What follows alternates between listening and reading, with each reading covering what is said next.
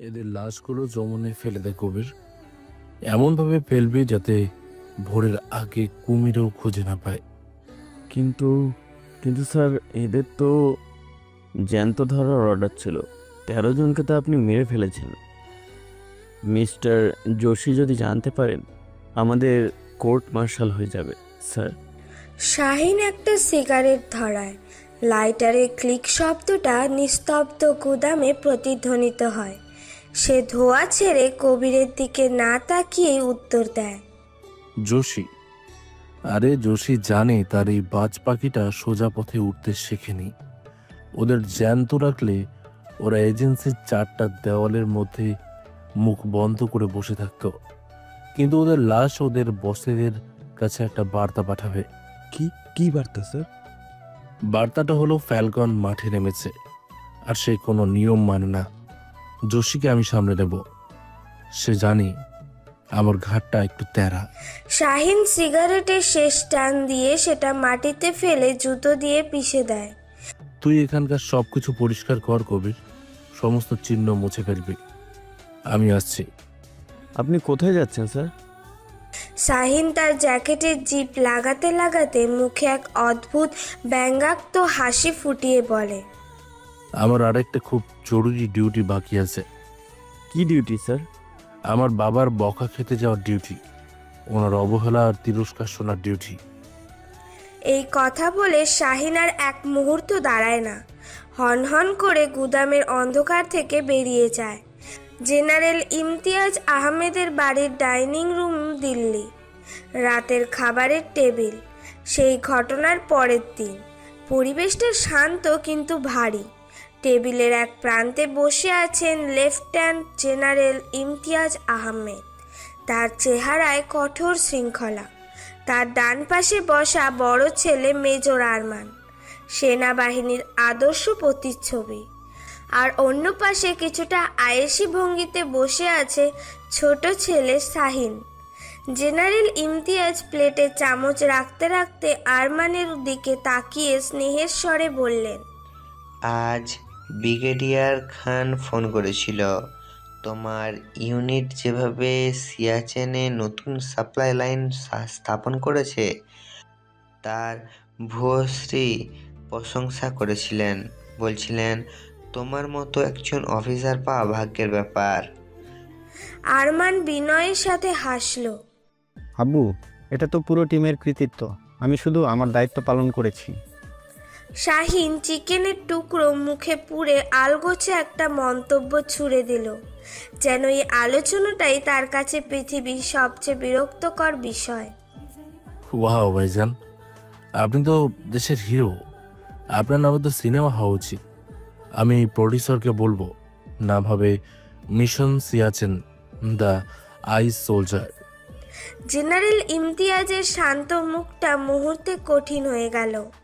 তিনি তীক্ষ্ণ চোখে শাহিনের দিকে তাকালেন।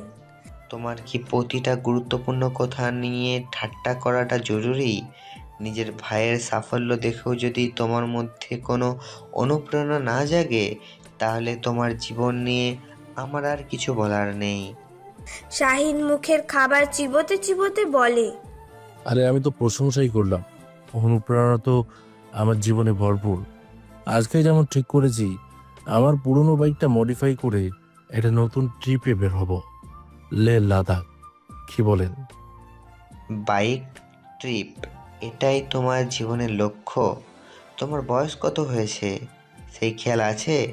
তোমার ভাই দেশের জন্য নিজের জীবন বাজি রাখছে, আর তুমি তুমি এখনো বাপের টাকায় বাইক আর ট্রিপের স্বপ্ন দেখছো? লজ্জা করে না তোমার? ঠিক তখনই রান্নাঘর থেকে শাহিনের মা মিসেস ফারিয়া আহমেদ খাবারের একটি বাটি হাতে প্রবেশ করলেন। ঘরের উত্তপ্ত পরিস্থিতি আঁচ করতে তার এক মুহূর্ত লাগলো না। আরে তোমরা খাবার টেবিলেও ঝগড়া শুরু করলে? শাহিন বাবা, তুই চুপ কর। আর আপনিও ছেলের সাথে এভাবে কথা বলবেন না। তুমি ওকে কিছু বলবে না ফারিহা। তোমার অতিরিক্ত আদরেই ওর এই দশা। ওর বয়সী ছেলেরা নিজেদের পায়ে দাঁড়িয়ে পরিবারকে দেখছে, আর ও এখনো আমাদের জন্য বোঝা হয়ে আছে। আমি যখন ওর বয়সী ছিলাম শাহিন চেয়ারটা পেছনে ঠেলে উঠে দাঁড়ালো। তার মুখে সেই বেপরোয়া হাসিটা এখনো লেগে আছে, কিন্তু চোখ দুটো অসম্ভব স্থির। ছিলেন আব্বু, আপনি আমার বয়সী থাকতে অনেক কিছু ছিলেন, কিন্তু মুশকিল হলো আমি তো আপনি নই, আমি শাহিন। সে আরমানের দিকে তাকিয়ে চোখ মারল। কংগ্রাচুলেশনস ভাইজান, আপনার সাফল্যের পার্টিটা কিন্তু আমার চাই। চিন্তা করবেন না, খরচ আমার, মানে আব্বুর কার্ডের। জেনারেল ইমতিয়াজের কিছু বলার আগেই শাহিন হনহন করে ডাইনিং রুম থেকে বেরিয়ে গেল। ঘরের মধ্যে নেমে এলো এক অস্বস্তিকর নীরবতা। আরমান আস্তে করে তার বাবার কাঁধে হাত রাখলো। আব্বু ছাড়ুন, ও এখনো ছোট, ঠিক হয়ে যাবে। জেনারেল ইমতিয়াজ গভীর হতাশায় দীর্ঘশ্বাস ফেলে বললেন, কবে কবে ঠিক হবে ও?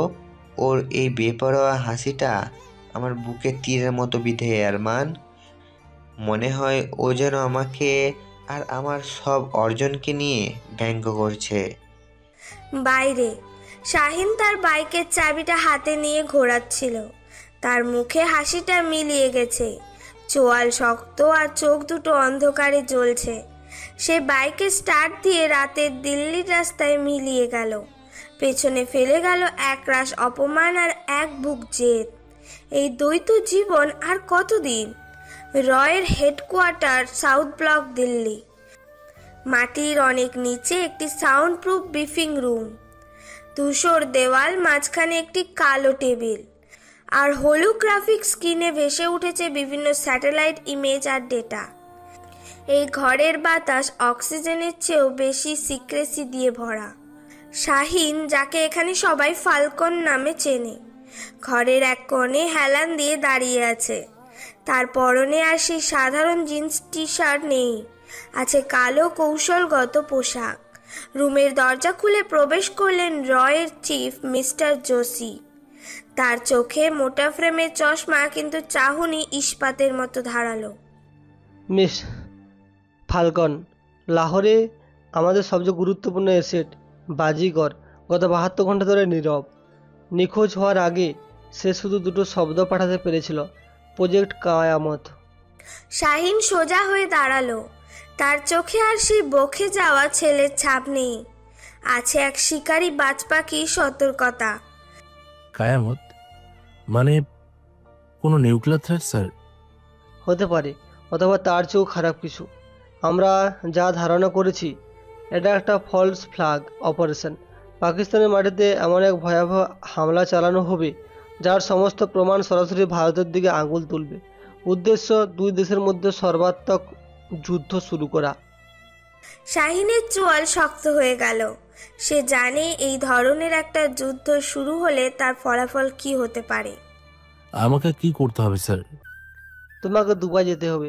আমাদের কাছে খবর আছে এই প্রজেক্টের অর্থায়ন হচ্ছে সেখান থেকে। একজন আন্তর্জাতিক হাওয়ালা ডিলারের মাধ্যমে টাকাটা লাহোরে পৌঁছাচ্ছে। তোমাকে সেই মানি ট্রেল অনুসরণ করতে হবে একদম উৎস পর্যন্ত।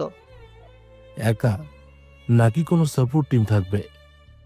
মিস্টার জোশী টেবিলের দিকে ইশারা করে বলেন, এই মিশনে কোনো ভুলের সুযোগ নেই ফাল্কন। তাই এবার তোমার সাথে কাজ করবে আমাদের সেরা স্ট্র্যাটেজিস্ট, যার পরিকল্পনা আজ পর্যন্ত ব্যর্থ হয়নি। দরজাটা আবার খুলে গেল। ভেতরে প্রবেশ করলো একজন নারী, সালভার কামিজ পরা, চোখে তীক্ষ্ণ বুদ্ধির ছাপ, আর হাঁটা চলায় অসম্ভব আত্মবিশ্বাস। তার হাতে একটি ফাইল। সে ঘরে ঢুকেই শাহিনের দিকে একবার তাকিয়ে চোখ ফিরিয়ে নিল, যেন সে অদৃশ্য। মিট এজেন্ট জোয়া, এই মিশনেই ওই তোমার পার্টনার। সমস্ত পরিকল্পনা ওর মস্তিষ্ক প্রসূত। জোয়া ফাইলটা খুলে শাহিনের দিকে না তাকিয়ে কথা বলা শুরু করলো। তার কণ্ঠস্বর শান্ত, কিন্তু প্রতিটি শব্দ ছুরির ফলার মতো। শাহিন আহমেদ, কোডনেম ফাল্কন, বয়স 28, সেরা ফিল্ড এজেন্ট। কিন্তু রেকর্ডে দেখা যাচ্ছে আপনি প্রোটোকলের চেয়ে বেশি নিজের ইনস্টিংক্টের ওপর ভরসা করেন। আপনার শেষ 3টি মিশনে সাফল্য এলেও এজেন্সির ক্ষয়ক্ষতি হয়েছে আনুমানিক 17% বেশি। আপনি একজন অ্যাসেট, কিন্তু একজন বেপরোয়া অ্যাসেট। শাহিন মেয়েটির দিকে এগিয়ে গেল। তার মুখে ফুটে উঠল সেই পরিচিত ব্যঙ্গের হাসি। আর আপনার ফাইল কি বলে ম্যাডাম? জোয়া, শুধু জোয়া, কোনো সারনেম নেই, রেকর্ড পারফেক্ট, প্রতিটি মিশন সফল। কিন্তু আপনার কোনো ফিল্ড এক্সপিরিয়েন্স আছে নাকি আপনি শুধু শীততাপ নিয়ন্ত্রিত ঘরে বসে ল্যাপটপে যুদ্ধের সলিউশন খেলেন? সিমুলেশন আর বাস্তবতার পার্থক্য আমি বুঝি এজেন্ট ফাল্কন, আর এইটাও বুঝি যে একটা ভুলের কারণে যুদ্ধক্ষেত্রে শুধু সিমুলেশনের স্কোর কমে না, মানুষের জীবন যায়। আপনার মতো বেপরোয়া এজেন্টদের কারণে ব্যাকআপ প্ল্যান এবং স্ট্র্যাটেজিদের প্রয়োজন হয়। শাহিন জোয়ার খুব কাছে এসে ঝুঁকে বলে, একটা কথা মনে রাখবেন ম্যাডাম, এটা ফিল্ড মিশন, দাবা খেলা নয় যে প্রতিটা চাল আগে থেকে ভেবে রাখা যাবে। এখানে প্রতি মুহূর্তে পরিস্থিতি বদলায়, আর তখন আপনার ওই দামি পরিকল্পনাগুলো কাগজের টুকরোর চেয়ে বেশি কিছু নয়। তখন দরকার হয় ইনস্টিংক্ট, যা আপনার নেই। তাই আমি কখনো কখনো বেপরোয়া হয়ে সিস্টেমের বাইরে চলে যাই। তাদের মাঝখানে তখন এক চুল দূরত্ব। ঘরের বাতাস উত্তেজনায় কাঁপছে। মিস্টার যোশী তার ভারী গলায় নীরবতা ভাঙলেন। যথেষ্ট হয়েছে। তোমাদের ব্যক্তিগত পছন্দ অপছন্দ দিল্লিতে রেখে যাও। মিশনে তোমরা একে অপরের পার্টনার। জয়ার পরিকল্পনা আর তোমার ফিল্ড স্কিল দুটোই আমাদের দরকার। তোমাদের ফ্লাইট আজ রাত 2টায়। দুবাই পৌঁছে জয়া তোমাদের পরবর্তী নির্দেশ দিবে। ডিসমিসড। শাহিন এক মুহূর্ত জোয়ার চোখের দিকে তাকিয়ে রইল, যেন কিছু একটা পড়ার চেষ্টা করলো। তারপর একটা দীর্ঘশ্বাস ফেলে ঘুরে দাঁড়ালো। শাহিন দরজার দিকে হাঁটতে হাঁটতে বলে, আশা করি আপনার পরিকল্পনাগুলো অন্তত প্লেনের টিকিটের মতোই নির্ভরযোগ্য হবে ম্যাডাম। জোয়া কোনো উত্তর দিল না। শাহিন বেরিয়ে যাওয়ার পর সে মিস্টার যোশীর দিকে ফিরল। স্যার, আমি এখনও মনে করি এই এজেন্টের সাথে কাজ করাটা একটা বড় ঝুঁকি। ও বড্ড বেশি আবেগপ্রবণ। জানি, কিন্তু ওই আবেগেই ওকে সেরা বানিয়েছে জোয়া। এমন কিছু কাজ আছে যা শুধু মস্তিষ্ক দিয়ে হয় না, তার জন্য হৃদয়েও প্রয়োজন হয়। যাও, তৈরি হয়। দেশের ভাগ্য এখন তোমাদের দুজনের হাতে। জোয়া মাথা নেড়ে ঘর থেকে বেরিয়ে গেল। তার মুখে কোনো অভিব্যক্তি নেই, কিন্তু তার মন জুড়ে তখন একটাই চিন্তা। এই বেপরোয়া উদ্ধত লোকটার সাথে আমি কিভাবে একটা দেশের ভাগ্য নির্ধারণকারী মিশনে কাজ করব? দুবাই আন্তর্জাতিক বিমানবন্দর। টার্মিনাল 3000-এরও মানুষের ভিড়। লাগেজ ট্রলির ঘড়ঘড় শব্দ আর বিভিন্ন ভাষায় ঘোষণার কোলাহল। দুবাই বিমানবন্দরের এই ব্যস্ততার মধ্যে মিশে আছে শাহিন আর জোয়া। শাহিন পরেছে একটা সাধারণ টি শার্ট আর কার্গো প্যান্ট, গলায় ক্যামেরা ঝোলানো, যেন একজন সাধারণ ট্যুরিস্ট। জোয়া পরেছে আবায়া, মুখে হিজাব, তার পরিচয় একজন স্থানীয় নারী। তারা একে অপরকে চেনে না, এমন ভান করে আলাদাভাবেই হাঁটছে, কিন্তু তাদের দুজনের কানেই লাগানো আছে সূক্ষ্ম প্রায় অদৃশ্য ইয়ারপিস। জোয়ার শান্ত কণ্ঠস্বর শাহিনের কানে ভেসে এলো। টার্গেট 6 নম্বর গেটের কফি শপের দিকে এগোচ্ছে। ধূসর স্যুট, হাতে ব্রিফকেস। দেখতে পাচ্ছ ফাল্কন? শাহিন কফি শপের দিকে তাকালো। লোকটাকে সে দেখতে পেল। বয়স 50-এর কোঠায়, মাথায় টাক, চোখে মুখে ধূর্ততার ছাপ। শাহিন ক্যামেরায় ক্লিক করার ভান করতে করতে বলে, হ্যাঁ, দেখতে পাচ্ছি, একদম ছবির সাথে মিলে যাচ্ছে। লোকটা তো বেশ শান্তভাবেই কফি খাচ্ছে, যেন পিকনিকে এসেছে। আমার তো মনে হচ্ছে এখানেই কাজটা সেরে ফেলা যায়। তুলে নিই।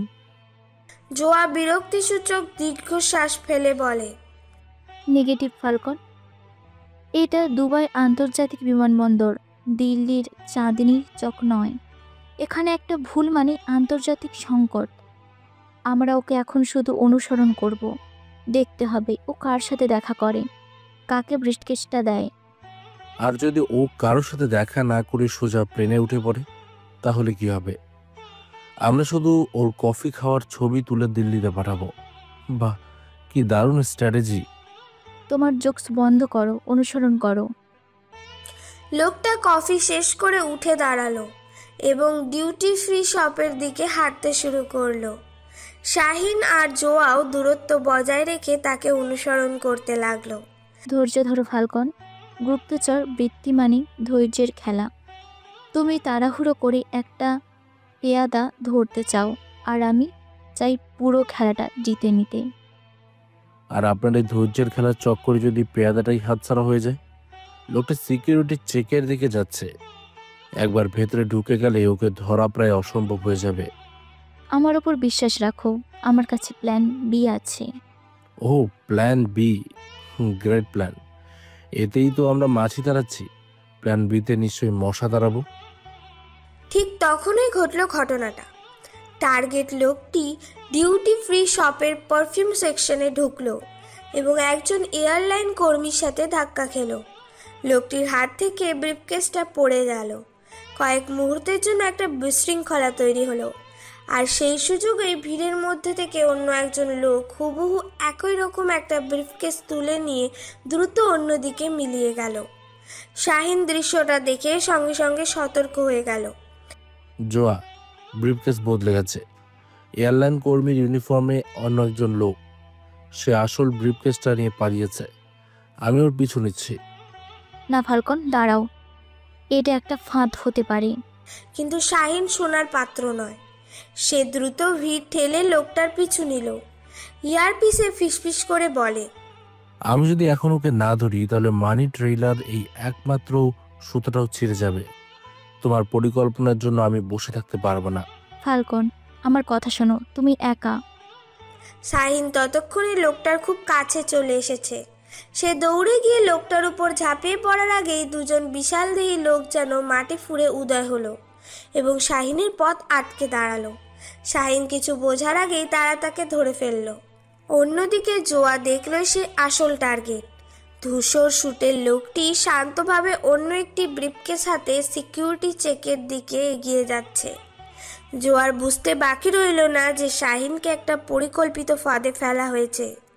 ইয়ারপিসে চাপা গলায় বলে, ফাল্কন, রেসপন্ড। ফাল্কন। কোনো উত্তর নেই। জোয়ার কপালে বিন্দু বিন্দু ঘাম জমেছে। সে দ্রুত তার নিজের পথ পরিবর্তন করল। তার ভাবলেশীন মুখে প্রথমবার ফুটে উঠল উদ্বেগের ছাপ। এই বেপরোয়া লোকটা নিজের সাথে সাথে পুরো মিশনটাকেই ডুবিয়ে দিল। দুবাইয়ের দেইরা এলাকার একটি সেফ হাউস, একটা সাধারণ অ্যাপার্টমেন্ট, কিন্তু দেওয়ালগুলো বুলেট প্রুফ আর জানলাগুলো বিশেষ কাজ দিয়ে তৈরি। ঘরের ভেতরে আসবাবপত্র বলতে শুধু প্রয়োজনীয় কয়েকটি জিনিস। ঘণ্টাখানেক পরে শাহিন ফিরে এসেছে। তার শার্টের এক কোণ ছেঁড়া আর কপালে একটা হালকা আঁচড়ের দাগ। জোয়া ঘরের ভেতরে পায়চারি করছিল। শাহিনকে দেখা মাত্রই সে থেমে গেল। ঘরের ভেতর তখন পিনপতন নীরবতা। সেই নীরবতা ভেঙে জোয়া কথা বলা শুরু করলো। তার কণ্ঠস্বর বরফের মতো শীতল। তোমার এই বীরত্বের জন্য আমরা কি পেলাম এজেন্ট ফাল্কন? আমরা আমাদের মূল টার্গেটকে হারালাম, আর শত্রুরা জেনে গেল যে আমরা তাদের অনুসরণ করছি। কংগ্রাচুলেশন। একটা মিশনে যা যা ভুল করা সম্ভব তুমি তার প্রায় সব কিছুই করে ফেলেছো। শাহিন একটা চেয়ারে ধপ করে বসে পড়ল। সেও ক্লান্ত এবং প্রচণ্ড বিরক্ত। ও তাই? আর আপনার ওই পারফেক্ট পরিকল্পনাটার কি হলো? আমরা তো শুধু কফি শপে বসে লোকটার ছবি তুলেছিলাম। আমি যদি পিছু না নিতাম তাহলে তো আমরা বুঝতেই পারতাম না যে ব্রিফকেসটা বদলে গেছে। আমরা হয়তো এখনো ওই নকল টার্গেটের পিছনেই ঘুরে বেড়াতাম। আমি পিছু নিতে বারণ করিনি, আমি তোমাকে একা যেতে বারণ করেছিলাম। আমার কাছে ব্যাকআপ টিম রেডি ছিল। তুমি যদি শুধু 10টা সেকেন্ড অপেক্ষা করতে। 10 সেকেন্ড? ওই 10 সেকেন্ডে লোকটা এয়ারপোর্টের হাজারো মানুষের ভিড়ে হারিয়ে যেত। ফিল্ডে প্রতিটা সেকেন্ডের দাম আছে ম্যাডাম, যা আপনি আপনার শীততাপ নিয়ন্ত্রিত ঘর থেকে কখনোই বুঝবেন না। আমি বুঝি বলেই তোমাকে অপেক্ষা করতে বলেছিলাম, কারণ আমি জানতাম এটা একটা ফাঁদ। তারা চেয়েছিল তুমি একা গিয়ে এগিয়ে আসো, আর তুমি ঠিক সেটাই করলে। তোমার জন্য আজ পুরো প্রজেক্ট কায়ামত মিশনটাই ঝুঁকির মুখে পড়ে গেল। তাদের তর্কাতর্কি চরমে পৌঁছেছে। দুজনের চোখে আগুন জ্বলছে। শাহিন উঠে দাঁড়িয়ে জোয়ার মুখোমুখি হলো। আমার জন্য নাকি আপনার ওই অহংকারের জন্য? আপনি মানতেই পারছেন না যে আপনার পরিকল্পনা নিখুঁত ছিল না। আপনি এটা হজমই করতে পারছেন না যে আমার ইনস্টিংক্ট আপনার পরিকল্পনার একটা ভুল ধরে ফেলেছে। তোমার ইনস্টিংক্ট নয়, তোমার বোকামি। তুমি একজন এজেন্টের মতো আচরণ করনি, করেছে একজন রাস্তার গুন্ডার মতো। শাহিন আর কিছু বলতে গিয়েও থেমে গেল। সে প্রচণ্ড ক্লান্তিতে চোখ বন্ধ করলো। তারপর পাশের টেবিলে রাখা কেটলির দিকে এগিয়ে গেল কফি বানানোর জন্য। সে রাগে গজরাতে গজরাতে কফি বিনের প্যাকেটটা খুলতে গিয়েই হাত ফসকে কফির মগটা নিচে ফেলে দিল। ঠং করে একটা শব্দ হলো। সেরামিকের মগটা মেঝেতে পড়ে টুকরো টুকরো হয়ে গেল। আর সেই শব্দটা যেন তাদের দুজনের ভেতরের সমস্ত উত্তাপ এক মুহূর্তে নিভিয়ে দিল। তর্ক থেমে গেল। শাহিন ভাঙা কাপটার দিকে তাকিয়ে রইল। একটা সামান্য দুর্ঘটনা, কিন্তু এই ভাঙা কাপটাই যেন তাদের দুজনের সম্পর্কের বর্তমান অবস্থার প্রতীক। তীব্র ধারালো এবং ব্যবহারে অযোগ্য। শাহিন নিচু হয়ে কাপের ভাঙা টুকরোগুলো তুলতে লাগলো। সরি, আমি এটা পরিষ্কার করে দিচ্ছি। জোয়া কয়েক মুহূর্ত চুপ করে দাঁড়িয়ে রইল, তারপর এগিয়ে এসে শাহিনের পাশে বসলো। সেও ভাঙা টুকরোগুলো তুলতে সাহায্য করতে লাগলো। থাক, লাগবে না, হাত কেটে যাবে। কাটলে কাটুক, এমনিতেও আজকের দিনে এর চেয়ে খারাপ আর কি হবে। তাদের দুজনের হাত প্রায় ছুঁয়ে গেল একটা ভাঙা টুকরো তুলতে গিয়ে। শাহিন হাতটা সরিয়ে নিল। জোয়া তার দিকে তাকালো। এই প্রথম সে শাহিনের চোখে কোনো রাগ বা বিদ্রুপ দেখল না, দেখলো শুধু রাজ্যের ক্লান্তি আর গভীর হতাশা। আর শাহিনও প্রথমবার জোয়ার শীতল চোখের আড়ালে লুকিয়ে থাকা উদ্বেগটা খেয়াল করলো। তারা তোমাকে কোনো আঘাত করেনি তো? শাহিন অবাক হয়ে জোয়ার দিকে তাকালো। এই প্রথম জোয়ার কণ্ঠে পেশাগত দূরত্বের বাইরে অন্য কোনো সুর। না, তেমন কিছু না, শুধু একটু ধাক্কাধাক্কি। তোমার টিম আমাকে ঠিক সময় বের করে এনেছে, ধন্যবাদ। ধন্যবাদ আমাকে নয়, প্রোটোকলকে দিও। আমি শুধু আমার দায়িত্ব পালন করেছি। যদিও সে এটা বলল, কিন্তু তার কণ্ঠস্বর আগের মতো শীতল শোনালো না। ঘরে আবার নীরবতা নেমে এলো, কিন্তু এবার সেই নীরবতাটা অস্বস্তিকর নয়, বরং কিছুটা সহনীয়। তাহলে এখন কি হবে? টার্গেট তো হাতছাড়া। সম্পূর্ণ নয়। তুমি যে লোকটার পিছু নিয়েছিলে তার কাছ থেকে একটা জিনিস উদ্ধার করা গেছে, একটা হোটেলের রুম কি কার্ড। সম্ভবত আমাদের পরবর্তী সুতো এটাই। শাহিন ক্লান্তভাবে হাসলো। তার মানে আপনার প্ল্যান চালু হয়ে গেছে, তাই তো?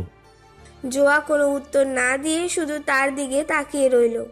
এই প্রথম তাদের মধ্যে কোনো তর্ক হলো না, শুধু রইল একরাশ অনিশ্চয়তা আর এক অদ্ভুত বোঝাপড়া।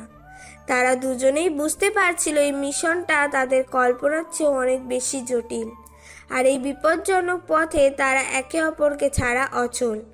পরের দিন ভোরের আলো সবেমাত্র জানালার পর্দা ভেদ করে ঘরে প্রবেশ করেছে। ভাঙা কফির মগের টুকরোগুলো পরিষ্কার করা হয়েছে, কিন্তু ঘরের বাতাসে এখনো রয়ে গেছে গত রাতের তিক্ততা আর উত্তেজনার ছাপ। শাহিন সোফায় আধশোয়া অবস্থায় আছে, তার চোখ দুটো সিলিংয়ের দিকে স্থির। জোয়া একটি ল্যাপটপ নিয়ে ডাইনিং টেবিলে বসে আছে, তার আঙুলগুলো কিবোর্ডের ওপর দ্রুত চলছে। ঘড়ির কাঁটার টিক টিক শব্দ ছাড়া আর কোনো আওয়াজ নেই। নীরবতাটা অস্বস্তিকর। অবশেষে শাহিনই নীরবতা ভাঙল।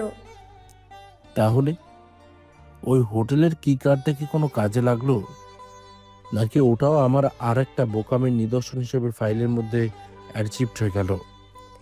জোয়া তার দিকে না তাকিয়ে উত্তর দিল। তার কণ্ঠস্বর আগের মতোই শান্ত, কিন্তু তাতে কোনো ধার নেই, শুধু ক্লান্তি। হোটেলটা বুর্জ আল আরবের কাছেই। রুমটা রিজওয়ান শেখ নামের একজনের নামে বুক করা হয়েছিল। সেই রিজওয়ান শেখ যাকে তুমি এয়ারপোর্টে ধাওয়া করেছিলে। তার মানে লোকটা এখনো দুবাইতেই আছে। চলো এখনই গিয়ে তুলে আনি, এবার আর কোনো ভুল হবে না। জোয়া ল্যাপটপ থেকে চোখ তুলে বলে, ভুলটা তুমি এবারও করেছো ফাল্কন। রুমটা খালি। রিজওয়ান শেখ কাল রাতে শহর ছেড়ে পালিয়েছে। সে শুধু এই কি কার্ড ফেলে গেছে আমাদের জন্য। আমাদের জন্য? মানে এটা একটা বার্তা। এটা একটা উপহাস। তারা আমাদের জানাতে চায় যে আমরা তাদের চেয়ে এক ধাপ পিছিয়ে আছি। তারা আমাদের নিয়ে খেলা করছে। শাহিন হতাশ হয়ে আবার সোফায় গা এলিয়ে দিল। সে দেওয়ালে ঘুষি মারতে গিয়েও নিজেকে সামলে নিল। তাহলে এখন কি? আবার শূন্য থেকে শুরু? আবার কোনো কফি শপে বসে ঘন্টার পর ঘন্টা মাছি দাঁড়ানো? জোয়া ল্যাপটপটা ঘুরিয়ে শাহিনের দিকে ধরল। স্ক্রিনে ভেসে উঠল এক ব্যক্তির ছবি। 50 ঊর্ধ্ব বয়স, চোখে দামি সানগ্লাস, মুখে এক আভিজাত্যের ছাপ। একে চেনো? শাহিন ছবিটার দিকে তাকিয়ে বলে, চিনব না কেন? তারিক হাসান, অস্ত্রের দুনিয়ার বেতাজ বাদশাহ। পাকিস্তান, আফগানিস্তান থেকে শুরু করে আফ্রিকার বিভিন্ন দেশে তার নেটওয়ার্ক। কিন্তু তাকে তো ধরাছোঁয়ার বাইরে বলে মনে করা হয়। রিজওয়ান শেখ পালানোর আগে তার এনক্রিপ্টেড ফোন থেকে শেষ কলটা করেছিল তারিক হাসানের একজন ঘনিষ্ঠ সহযোগীকে। মানি ট্রেলটা শেষ পর্যন্ত এখানেই এসে মিশেছে। প্রজেক্ট কায়ামতের মূল অর্থায়নকারী এই লোকটাই। শাহিন সোজা হয়ে বসল। তার চোখের মুখে আবার সেই শিকারী বাজ পাখির একাগ্রতা ফিরে এসেছে। তাহলে আমাদের পরবর্তী টার্গেট তারিক হাসান। কোথায় পাওয়া যাবে ওকে? এটাই তো সমস্যা। তারিক হাসান জনসমক্ষে খুব একটা আসে না, কিন্তু আমাদের ভাগ্য ভালো। আজ রাতে সে তার ব্যক্তিগত ইয়েতে একটা হাই স্টেক পোকার গেমের আয়োজন করেছে। সেখানে শুধু তার খুব বিশ্বস্ত আর ধনীরাই আমন্ত্রিত। গ্রেট, তাহলে তো কাজটা আরো সহজ হয়ে গেল। আমি কোনোভাবে ওয়েটারের ছদ্মবেশে ওই ইয়েতে ঢুকে পড়ব, তারপর সুযোগ বুঝে। জোয়াকে থামিয়ে দিল।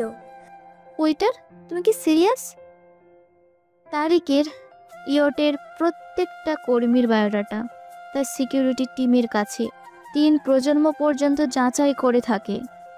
একটা মাছিও তার অনুমতি ছাড়া ওই ইয়টে ঢুকতে পারে না। তাহলে উপায়? জোয়ার ল্যাপটপের স্ক্রিন পরিবর্তন হলো। সেখানে ভেসে উঠল এক দম্পতির হাসি মুখের ছবি।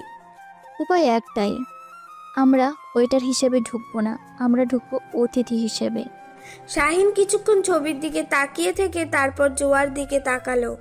তার চোখে মুখে রাজ্যের বিস্ময়। অতিথি? কিভাবে? ওই পোকার গেমের বাইন কত জানো? Minimum $5 million. আমাদের এজেন্সি কি এত টাকা দেবে? ও ওয়েট, তুমি বলতে চাইছো আমরা? হ্যাঁ, আমরা স্বামী স্ত্রীর ছদ্মবেশ নেব। তুমি হবে আরহান খান, লন্ডনের বড় হওয়া এক টেক বিলিয়নার, যে বাবার মৃত্যুর পর বিশাল সম্পত্তির মালিক হয়েছে। আর আমি তোমার সদ্য বিবাহিতা স্ত্রী সাইরা। শাহিন কয়েক মুহূর্ত জোয়ার দিকে ফ্যালফ্যাল করে তাকিয়ে রইল। তারপরে হো হো করে হেসে উঠল। স্বামী স্ত্রী, তুমি আর আমি? ওয়াও জোয়া, তোমার স্ট্র্যাটেজিগুলো মাঝে মাঝে কমেডি ফিল্মের প্লটের চেয়েও বেশি মজাদার হয়। কে বিশ্বাস করবে যে আমরা স্বামী স্ত্রী? বিশ্বাস করতে হবে, কারণ এটাই ভেতরে ঢোকার একমাত্র উপায়। তোমার জন্য শুটের বুটের পোশাক আর আমার জন্য ডিজাইনার ব্রাউন সব কিছুর ব্যবস্থা করা হয়েছে। আমাদের একটা বিশ্বাসযোগ্য ব্যাক স্টোরিও তৈরি করতে হবে। শাহিন হাসি থামিয়ে আবার অভিনয় করার ভঙ্গিতে জোয়ার দিকে তাকিয়ে রোমান্টিক স্বরে বলল, ব্যাক স্টোরি? সেটার আবার কি দরকার? আমি তোমাকে প্রথম দেখাতেই ভালোবেসে ফেলেছিলাম সাইরা। তোমার ওই গভীর কালো চোখ দুটো, আহা! আমার সব সম্পত্তি আমি তোমার নামে লিখে দিতে রাজি আছি। জোয়া বিরক্তিতে চোখ উল্টে বলে, প্লিজ ফাল্কন, এটা কোনো বলিউড মুভি নয়। আমাদের গল্পটা বাস্তবসম্মত করতে হবে। আমরা লন্ডনের একটা চ্যারিটি অনুষ্ঠানে দেখা করেছি, 1 মাস প্রেম করার পর বিয়ে করেছি। সিম্পল। 1 মাস? এত বোরিং। না না, গল্পটা হবে আমি তোমার জন্য তাজমহল বানানোর প্রতিশ্রুতি দিয়েছিলাম। তুমি বলেছিলে তাজমহল তো পুরনো হয়ে গেছে, তুমি আমার জন্য নতুন কিছু চাও, তাই আমি তোমার জন্য হ্যাঁ, আমি তোমার জন্য আকাশে আই লাভ ইউ সাইরা লিখেছিলাম 500টা ড্রোন দিয়ে। জোয়া দাঁতে দাঁত চেপে বলে, ফাল্কন, তুমি যদি এই ধরনের ওভার অ্যাক্টিং মিশনে গিয়ে করো, তাহলে আমরা দুজনেই আরব সাগরের মাছের খাবার হব। আরে বড় লোকেরা তো এরকমই হয়, তারা ভালোবাসা দেখানোর জন্য অদ্ভুত সব কাজ করে। তুমি আমার জন্য কি করেছো জান? তুমি আমার জন্য চা এনে দেবে বলেছিলে, তাই না জান? শাহিনের এই ব্যঙ্গাত্মক কথায় জোয়ার সহ্যের বাঁধ ভেঙে গেল। সে শাহিনীর চোখের দিকে সরাসরি তাকিয়ে শীতল কণ্ঠে উত্তর দিল, চাঁদ তো এনে দেবেই, তার আগে আপনার জন্য তারাগুলো দিনেই দেখিয়ে দেবে যদি আপনি আমার পরিকল্পনা অনুযায়ী কাজ না করেন মিস্টার আরহান খান। তাহলে আমি নিজেই ওই সাগরে ফেলে দিয়ে আসবো। শাহিন এক মুহূর্তের জন্য চুপ হয়ে গেল। জোয়ার চোখের আগুন দেখে সে বুঝতে পারলো এই মেয়েটির সাথে লাগতে যাওয়াটা ঠিক হবে না। সে হাত দুটো উপরে তুলে আত্মসমর্পণের ভঙ্গিতে হাসলো। ওকে ওকে, তোমার বোরিং প্ল্যানই সই। চ্যারিটি অনুষ্ঠান, 1 মাসের প্রেম, তারপরে বিয়ে, ফাইন। কিন্তু একটা কথা, বিয়ের প্রস্তাবটা কে দিয়েছিল? নিশ্চয়ই আমি। না, প্রস্তাবটা আমি দিয়েছিলাম। কি? কিন্তু কেন? কারণ সায়রা একজন আত্মবিশ্বাসী স্বাধীন চেতা নারী। সে তার জীবনের সিদ্ধান্ত নিতে অন্যের জন্য অপেক্ষা করে না। আর আরহান খান অর্থাৎ তুমি তার এই ব্যক্তিত্বকেই ভালোবাসে। শাহিন কিছুক্ষণ জোয়ার দিকে তাকিয়ে রইল। তার মনে হলো এই কথাগুলো জোয়ার শুধু তার চরিত্রের জন্য বলছে না, নিজের জন্যও বলছে। এই প্রথম তার মনে হলো এই কাঠখোট্টা এজেন্টের আড়ালে অন্য একজন মানুষ লুকিয়ে আছে। ঠিক আছে, সাইরা নামটা সুন্দর, তোমার সাথে যায়। জোয়া অন্যদিকে তাকিয়ে বলে, আমার হাতে বেশি সময় নেই, তৈরি হতে হবে। মনে রাখবে, ইউটা ঢোকার পর থেকে আমরা এক মুহূর্তের জন্য চরিত্র থেকে বের হতে পারবো না। একটা ভুল আর সব শেষ। চিন্তা করো না ম্যাডাম, অভিনয়টা আমি ভালোই পারি। আমার পুরো জীবনটাই তো একটা অভিনয়। শেষের কথাটা শাহিন খুব আস্তে করেই বলল, প্রায় নিজের মনে। কিন্তু কথাটা জোয়ারের কান এড়োলো না। সে একবার শাহিনের দিকে তাকালো, কিন্তু কিছু বলল না। তাদের দুজনের মধ্যে একটা অদ্ভুত নীরবতা কাজ করছিল। এই মিশনের ঝুঁকি, এই ছদ্মবেশের খেলা, সব কিছু তাদের পেশাগত সম্পর্ককে এক নতুন অজানা পথে ঠেলে দিচ্ছিল। তারিক হাসানের বিলাসবহুল ইয়ট দ্য এম্পেরর, আরব সাগরের বুকে ভেসে থাকা এক চলন্ত প্রাসাদ। ইয়েটের ডেক থেকে ভেসে আসছে মৃদু অর্কেস্ট্রার সুর, শ্যাম্পেনের গ্লাসের শব্দ আর নিচু স্বরে হাসির আওয়াজ। চারিদিকে দুবাইয়ের রাতের আলো ঝলমল করছে। শাহিন ওরফে আরহান খান পরেছে একটি নিখুঁত টম ফোর্ডের স্যুট, হাতে রোল্যাক্স ঘড়ি। তার বাহুলগ্না হয়ে আছে জোয়া ওরফে সাইরা এক অনবদ্য এলিসাব গাউনে। তাকে দেখে মনে হচ্ছে যেন কোনো আরব্য রজনীর রাজকন্যা। তারা দুজনেই হাসি মুখে অতিথিদের সাথে কথা বলছে, কিন্তু তাদের আসল মনোযোগ পোকার টেবিলের দিকে, যেখানে তারিক হাসান বসে আছে। তাদের দুজনের কানেই লাগানো আছে ত্বকের রঙের সাথে মিশে যাওয়া ইয়ারপিস। শাহিন এক আরব শেখের সাথে হাসি মুখে কথা বলতে বলতে ইয়ারপিসে বলে, টার্গেটকে দেখতে পাচ্ছি, বাঘের মতো বসে আছে। তার আশেপাশে যারা আছে সবাই আন্তর্জাতিক ওয়ান্টেড লিস্টের সম্ভাব্য সদস্য। জোয়া শ্যাম্পেনের গ্লাসে চুমুক দেওয়ার ভান করে ইয়ারপিসে বলে, শান্ত থাকো আরহান, তুমি এখন একজন বিলিয়নার, কোনো কমান্ডো নও। তোমার কাজ হলো টাকা ওড়ানো আর আমাকে ভালোবাসা। তারিকের বাঁ দিকে যে লোকটা বসে আছে ও ইভান সকোলভ, রাশিয়ান মাফিয়া। ওর ওপর নজর রাখো। শাহিন জোয়ার দিকে তাকিয়ে ভালোবাসার চোখে হাসল। যেন সে পৃথিবীর সবচেয়ে সুখী পুরুষ। শাহিন অতিথিদের দিকে তাকিয়ে কিন্তু কথাগুলো জোয়াকে উদ্দেশ্য করে বলে, ডার্লিং, তুমি পাশে থাকলে আমার দুনিয়ার আর কিছুর প্রয়োজন হয় না। এরপর সে ইয়ারপিসে ফিসফিস করে যোগ করলো, এই ডায়লগটা কেমন ছিল? তোমার ট্রেনিং ম্যানুয়ালে আছে? ফোকাস ফাল্কন। তারিক তার ফোনটা বের করেছে। চেষ্টা করো স্ক্রিনে কি আছে দেখার।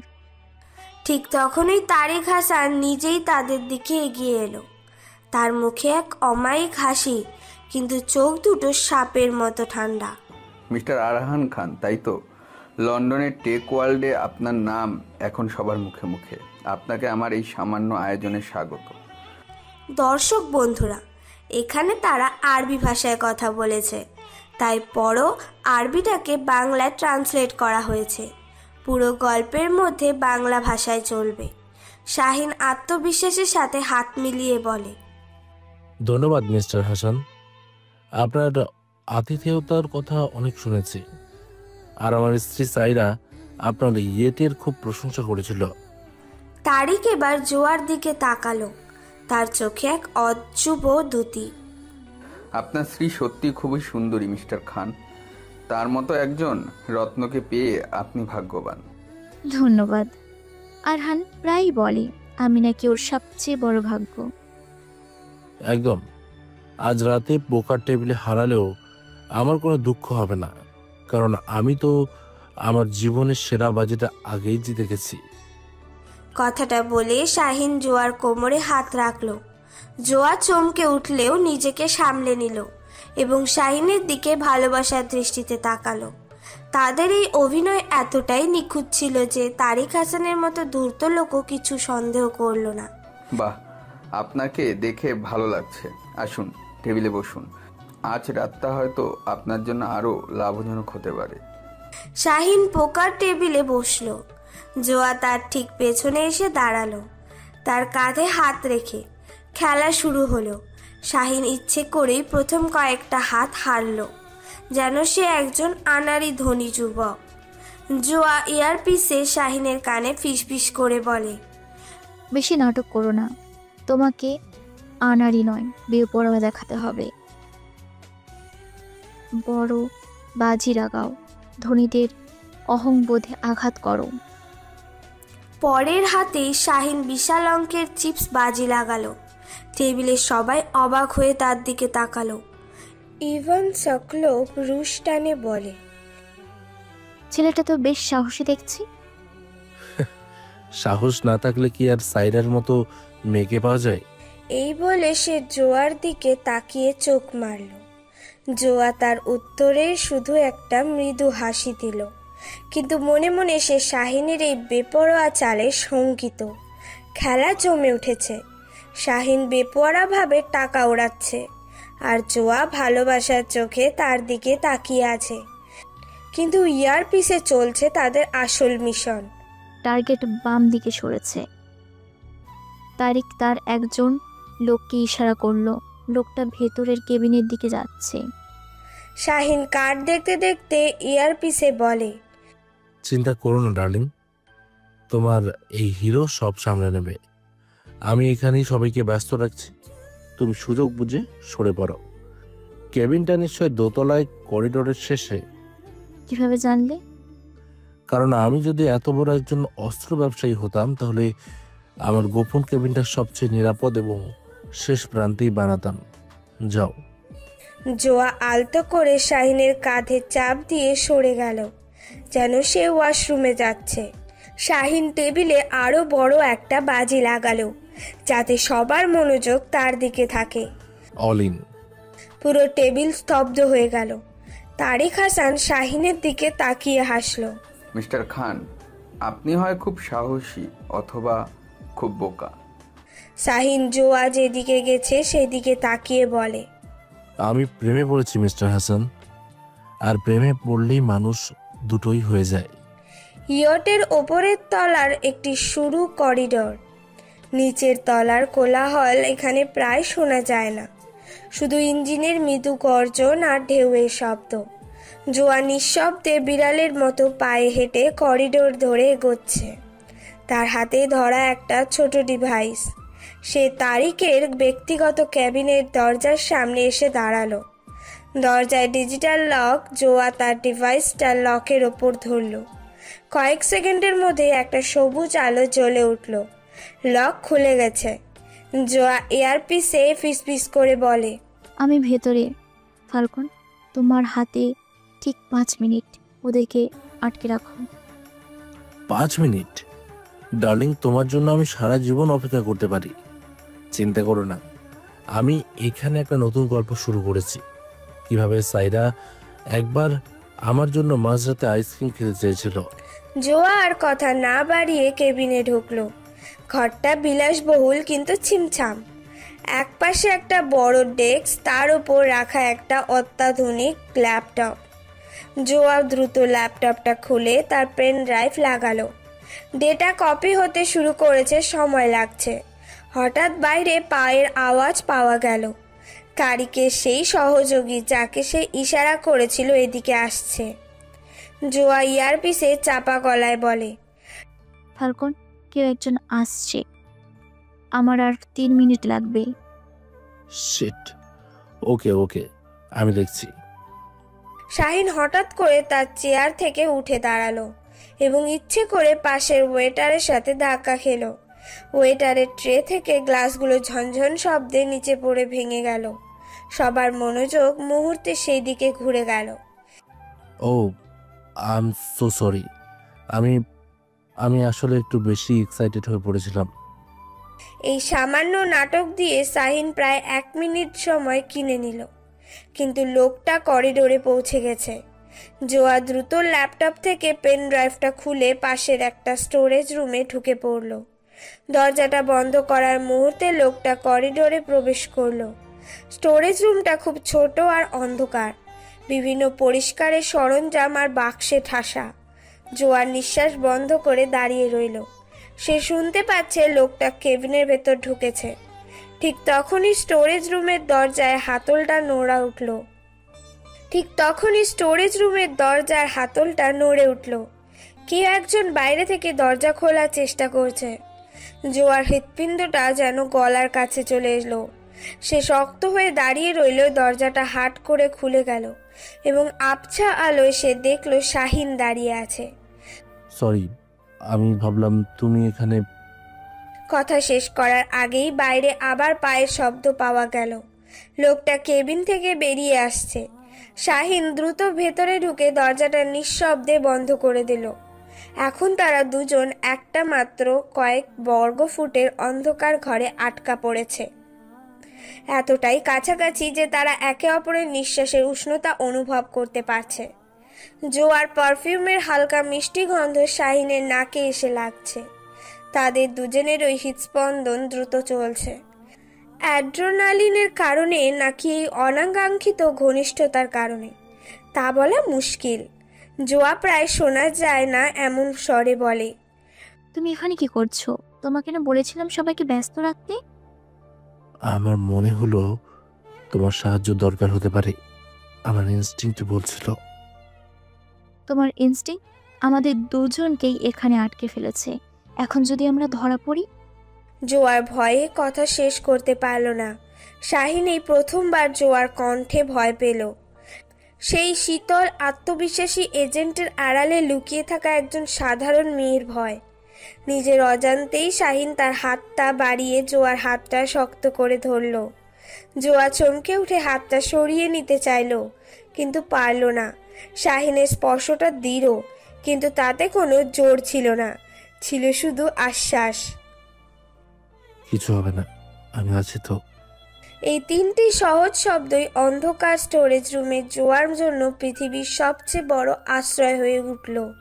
বিপদ কেটে যাওয়ার পরও তারা নড়ল না।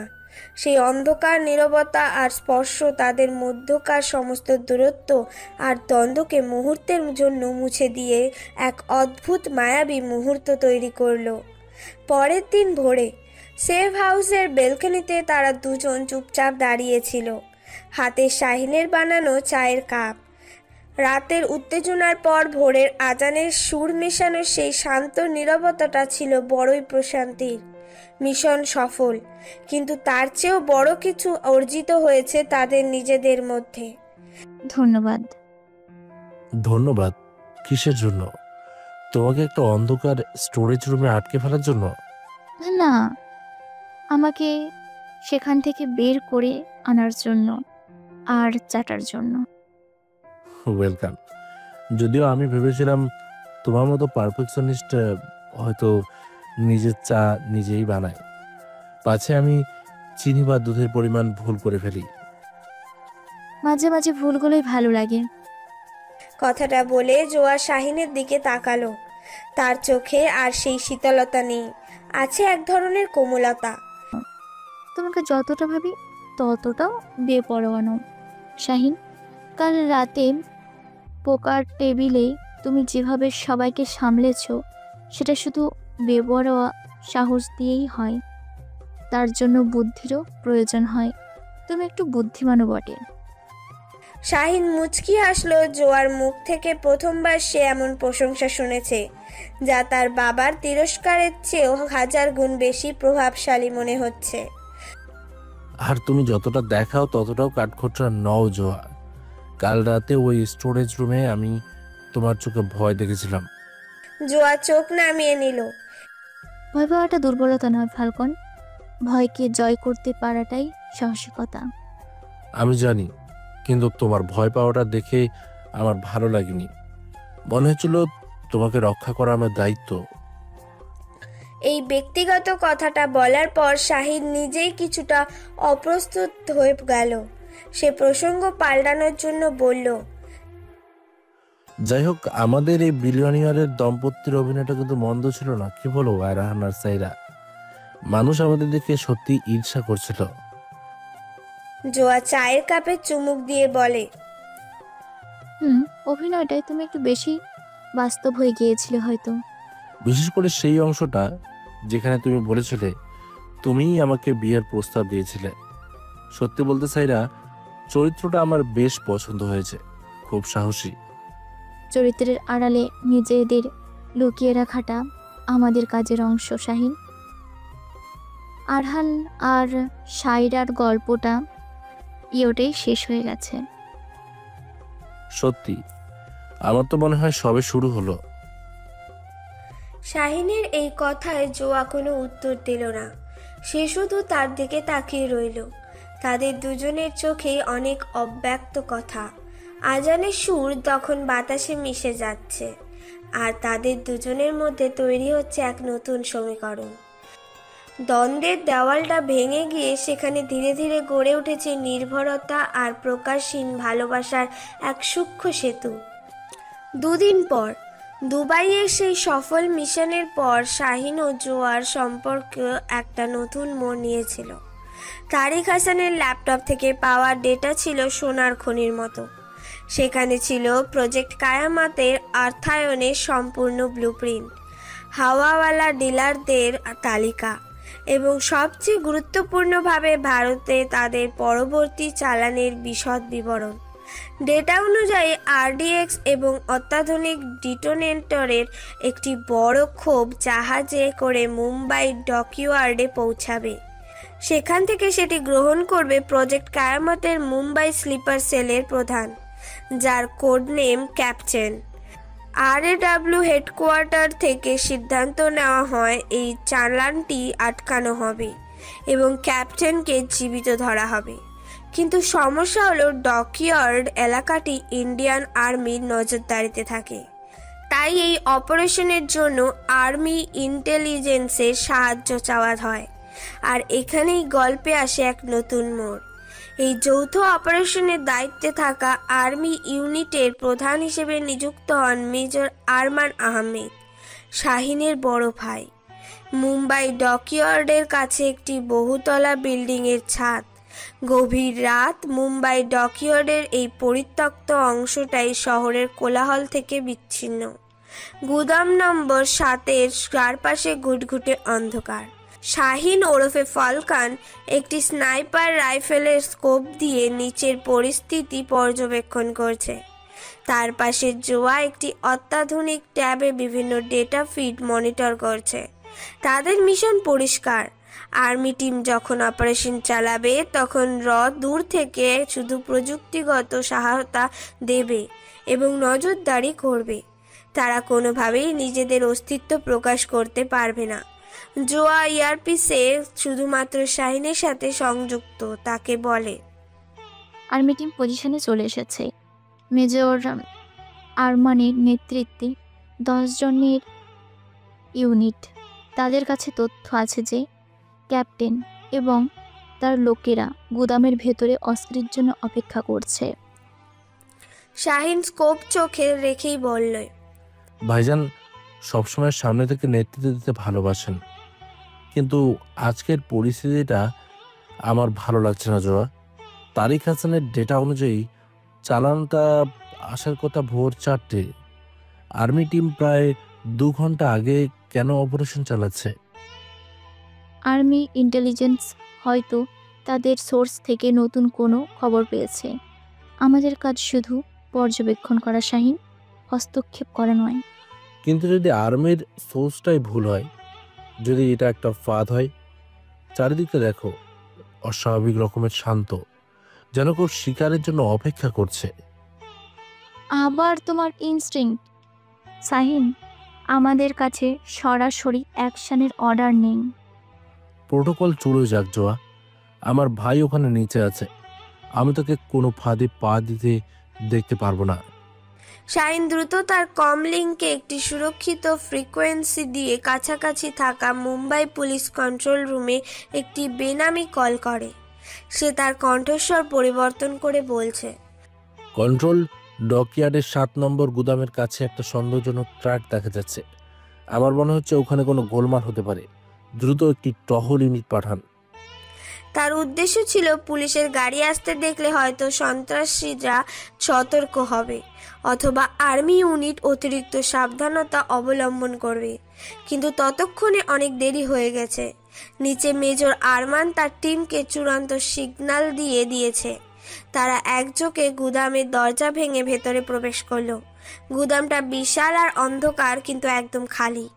মেজর আরমান অবাক হয়ে তার টিমকে বলে, হোয়াটডা, জায়গাটা তো খালি, ইনফরমেশন ভুল। ঠিক তখনই গুদামের চারপাশের ওপরের ক্যাটওয়াক থেকে সার্চ লাইটের তীব্র আলো জ্বলে উঠল।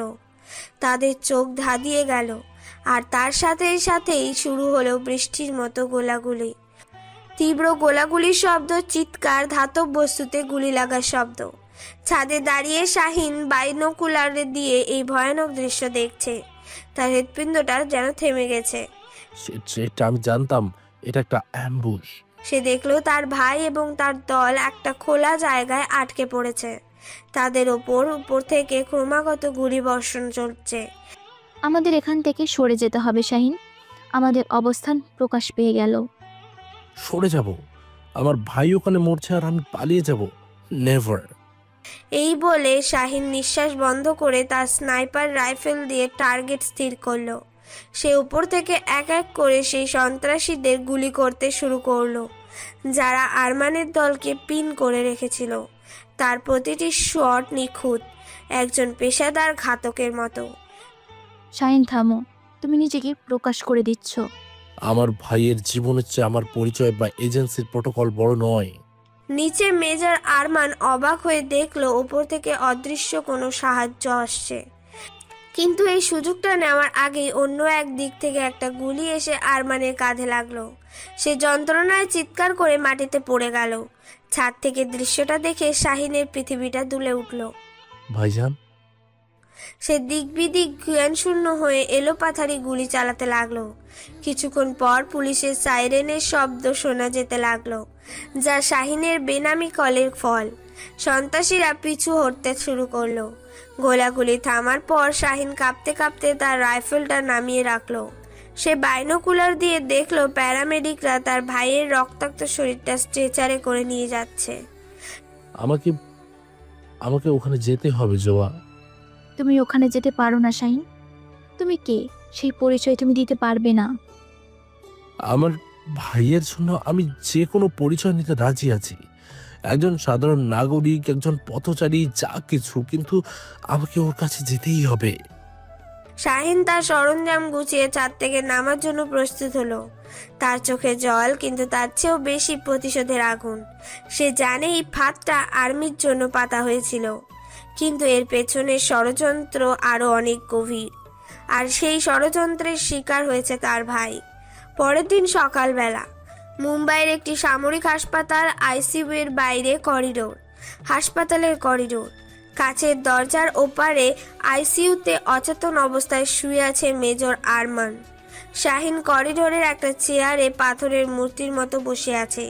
সে তার কৌশলগত পোশাক বদলে সাধারণ পোশাকে চলে এসেছে, কিন্তু তার ভেতরের ঝড়টা এক মুহূর্তের জন্য থামেনি। দ্রুত পায়ে করিডোর দিয়ে এগিয়ে এলেন লেফটেন্যান্ট জেনারেল ইমতিয়াজ আহমেদ এবং তার স্ত্রী ফারিয়া আহমেদ। তাদের চোখে মুখে তীব্র উদ্বেগ আর আতঙ্ক।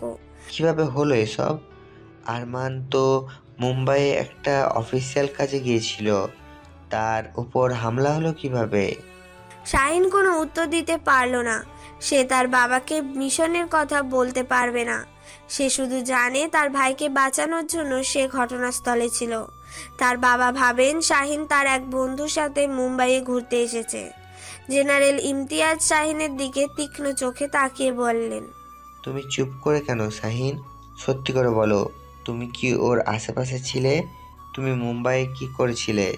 গত এক সপ্তাহ তুমি কোথায় ছিলে? আবু, আমি আমি এক বন্ধুর বিয়েতে এসেছিলাম। খবর পেয়ে এখানে ছুটে এসেছি। বন্ধু? কোন বন্ধু? তুমি যেখানেই থাকো সেখানেই কোনো না কোনো ঝামেলা কেন হয়?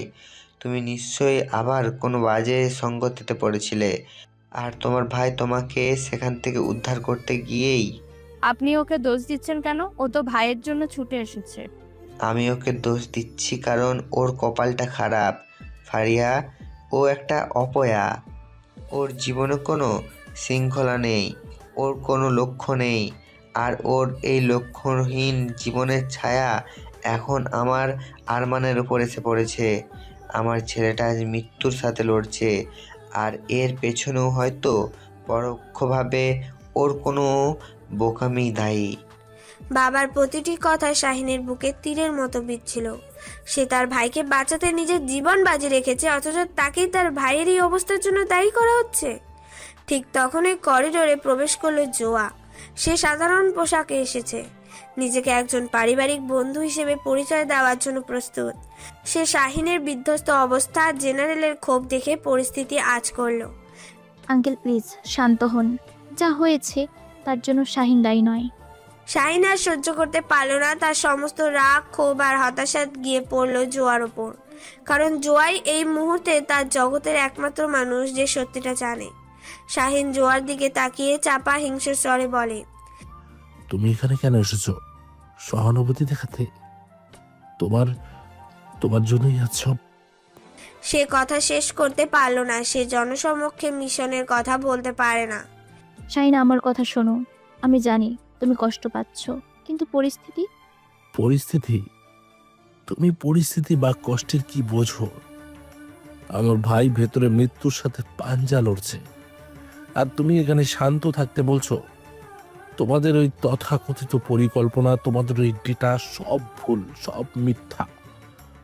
তোমাদের ভুলের জন্য আজ আমার ভাই মৃত্যুর মুখে। শাহিনের এই দ্বিমুখী কথাগুলো জোয়া ছাড়া আর কেউ বুঝলো না। জেনারেল ইমতিয়াজ ভাবলেন শাহিন হয়তো তার বন্ধুদের কোনো অভ্যন্তরীণ ঝামেলার কথা বলেছে। শাহিন প্লিজ, আমরা পরে কথা বলবো। পরে?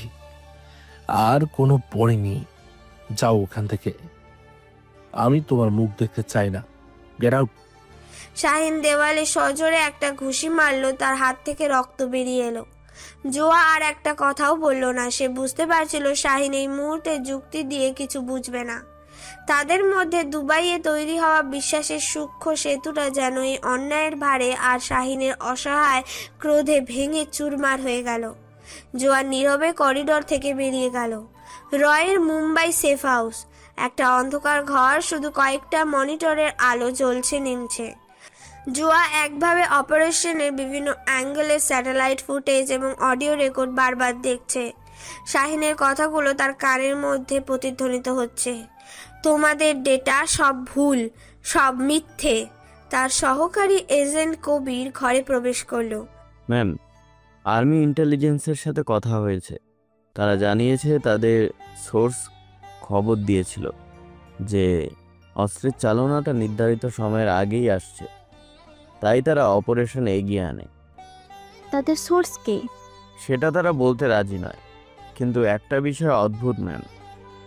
আমাদের ডেটা অনুযায়ী চালানটা জাহাজে করে আসার কথা, কিন্তু আর্মির সোর্স বলছে সেটা নাকি সাবমেরিন করে আসছে। জোয়া চমকে উঠল। সে দ্রুত তারিক হাসানের ল্যাপটপ থেকে পাওয়া মূল ডেটা ফাইলটা খুলল। অসম্ভব। তারিকের ডেটায় কোথাও সাবমেরিনের উল্লেখ ছিল না। তার মানে আর্মিকে কেউ ইচ্ছে করে ভুল তথ্য দিয়েছে তাদের ফাঁদে ফেলার জন্য। কিন্তু কে দেবে আর কেন? কারণ সে চায়নি আমরা আসল চালানটা পর্যন্ত পৌঁছাই। সে চেয়েছে আর্মি আর RAW একটা ভুল অপারেশনে ব্যস্ত থাকুক, আর সেই সুযোগে আসল চালানটা নিরাপদে কোথাও পাচার হয়ে যাক। তার মানে বিশ্বাসঘাতক শুধু আর্মির ভেতরে নেই, আমাদের ভেতরেও আছে। কেউ একজন আমাদের পুরো পরিকল্পনাটা জানতো। জোয়া দ্রুত অপারেশনের ফুটেজ আবার দেখতে শুরু করলো। তার চোখ এখন অন্য কিছু খুঁজছে। সে খুঁজছে কে এমন ভুল তথ্য ছড়াতে পারে। আমাদের মুম্বাই সেলের কে কে এই মিশনের ডিটেলসে জানতো? আমি, আপনি আর ফিল্ড সাপোর্ট টিমের প্রধান এজেন্ট রাঠোর। রাঠোর? রাঠোর কোথায়? সে তো আজকে অপারেশনের আহতদের তালিকায় আছে, সিটি হাসপাতালে ভর্তি। হাসপাতালে নয়, ও পালানোর জন্য তৈরি হচ্ছে। চলো দ্রুত। অন্যদিকে একই সময় শাহিন হাসপাতালের করিডোরে বসে নিজের ব্যক্তিগত সোর্সদের কাজে লাগিয়েছে। সে জানতে পেরেছে আর্মিকে যে সোর্স থেকে তথ্য দিয়েছিল সে একজন ছোটখাটো অস্ত্র চোরাকারবারি, যাকে কয়েকদিন আগেই রয়ের এজেন্ট রাঠোর জিজ্ঞাসাবাদ করেছিল। শাহিনের হৃৎপিণ্ডটা ধক করে উঠল। সে বুঝতে পারল রাঠোরই সেই চোরাকারবারিকে দিয়ে আর্মিকে ভুল তথ্য দেওয়ার জন্য চাপ দিয়েছে। রাঠোর? তার মানে জোয়ার ডেটা সঠিক ছিল, ভুল ছিল মানুষটা। বিশ্বাসঘাতক আমাদের মধ্যেই ছিল। তীব্র অপরাধবোধ আর প্রতিশোধের আগুন তাকে গ্রাস করলো। সে ল্যাপটপ বন্ধ করে উঠে দাঁড়ালো। তার পরবর্তী গন্তব্য সিটি হসপিটাল। দুটি ভিন্ন জায়গায় একই সত্য উন্মোচিত হয়। আরব সাগরের উত্তাল ঢেউগুলো আছড়ে পড়ছে পাড়ের কংক্রিটের ওপর। আকাশে মেঘ জমেছে। শাহিন তার বাইকটা থামিয়ে রেলিং ধরে দাঁড়িয়ে আছে। সমুদ্রের গর্জনের সাথে তার মনের ভেতরে ঝড়টা মিলে মিশে একাকার। সে সিটি হাসপাতাল থেকে ঘুরে এসেছে। এজেন্ট রাঠোর তার বেড থেকে উধাও। সে পালিয়েছে। হঠাৎ তার পাশে একটা গাড়ি এসে থামলো। দরজা খুলে বেরিয়ে এলো জোয়া। সে শাহিনের দিকে এগিয়ে এলো। অনেকক্ষণ দুজনেই চুপচাপ সমুদ্রের দিকে তাকিয়ে রইল। অবশেষে জোয়াই নীরবতা ভাঙল। রাঠোর পালিয়েছে। শাহিন অন্যদিকে তাকিয়ে বলে, আমি জানি। আমি দুঃখিত শাহিন, তোমাকে ভুল বোঝার জন্য নয়, তোমাকে বিশ্বাস না করার জন্য। তোমার ইনস্টিংক্ট ঠিকই ছিল, প্রথম থেকেই কিছু একটা গড়বড় ছিল। শাহিন এবার জোয়ার দিকে ফিরল। তার চোখে আর সেই তীব্র ঘৃণা নেই, আছে এক গভীর কষ্ট আর ক্লান্তি। আমিও দুঃখিত তোমাকে ওভাবে বলার জন্য। আমি তখন নিজের নিয়ন্ত্রণে ছিলাম না ভাইয়ের অবস্থা থেকে। আর আমি বিশ্বাস করতে শুরু করেছিলাম যে তোমার দেওয়া তথ্যটাই ভুল ছিল। ভুল তথ্যের ছিল না শাহিন, ভুলটা ছিল বিশ্বাসের। আমরা এমন একজনকে বিশ্বাস করেছিলাম যে আমাদের পিঠে ছুরি মেরেছে। আবার নীরবতা। ঢেউয়ের শব্দ ছাড়া আর কিছুই শোনা যাচ্ছে না। তাহলে এখন কি হবে? রাঠোর তো শুধু একটা পেয়াদা, এর পেছনে আরো বড় কেউ আছে। সে কে? সে কি রতে আছে নাকি আর্মিতে? আমরা জানি না, আর এটাই সবচেয়ে ভয়ঙ্কর। এখনো আমরা এজেন্সির ভেতরে কাউকে বিশ্বাস করতে পারি না। আমরা একটা অদৃশ্য শত্রুর বিরুদ্ধে লড়ছি, যা আমাদের প্রতিটি পদক্ষেপ সম্পর্কে জানে। আর এই বিশ্বাসঘাতকের কারণেই আমার ভাই আজ। কথাটা শেষ করতে পারল না শাহিন। তার গলাটা ধরে এলো জোয়া। এবার শাহিনের খুব কাছে এসে দাঁড়ালো। তোমার ভাই খুব সাহসী শাহিন, ও একজন যোদ্ধা, ও ঠিক ফিরে আসবে। আর আমরা তার অপরাধীদের খুঁজে বের করবই। কিভাবে? আমরা তো এখন একা। আমরা একা নই, আমরা দুজন আছি। শোনো শাহিন, অফিসিয়ালি এই তদন্ত চালানো খুব ঝুঁকিপূর্ণ, কারণ আমরা জানি না আমরা কার বিরুদ্ধে লড়ছি। কিন্তু আমরা যদি একসাথে কাজ করি অফ দ্য রেকর্ড, তাহলে হয়তো আমরা মূল ষড়যন্ত্রকারী পর্যন্ত পৌঁছাতে পারবো। তোমার ভাইয়ের জন্য, আমাদের দেশের জন্য। তুমি কি আমার সাথে আছো ফাল্কন? জোয়া তার হাতটা শাহিনের দিকে বাড়িয়ে দিল। শাহিন কয়েক মুহূর্ত তার দিকে তাকিয়ে রইল। এই সেই মেয়ে যাকে সে কয়েক ঘন্টা আগেও তার ভাইয়ের দুর্দশার জন্য দায়ী করেছিল, আর এখন এই মেয়েটি তার একমাত্র ভরসা। শাহিন তার হাতটা বাড়িয়ে জোয়ার হাতটা শক্ত করে ধরল। আমি তোমার সাথে আছি জোয়া। তার কণ্ঠস্বর গভীর এবং প্রতিশ্রুতিতে ভরা। এই প্রথম তারা একে অপরকে তাদের আসল নামে ডাকলো। তাদের হাতের স্পর্শে বিদ্যুতের ঝলকের মতো একটা অনুভূতি খেলে গেল। এটা শুধু পেশাগত নীরবতা ছিল না, ছিল তার চেয়েও অনেক বেশি কিছু। শাহিন জোয়ার দিকে এক পা এগিয়ে এলো। তাদের মধ্যে দূরত্ব এখন প্রায় নেই বললেই চলে। সমুদ্রের নোনা জলকণা তাদের মুখে এসে লাগছে। শাহিন তার অন্য হাতটা তুলে আলতো করে জোয়ার গাল থেকে একটা ফোঁটা বৃষ্টির জল মুছে দিল। তার স্পর্শে জোয়া কেঁপে উঠল। শাহিন প্রায় ফিসফিস করে বলে, আমরা পারবো তো জোয়া এই অদৃশ্য শত্রুর বিরুদ্ধে? জোয়া শাহিনের চোখে চোখ রেখে বলে, আমরা একসাথে থাকলে আমরা সব পারবো।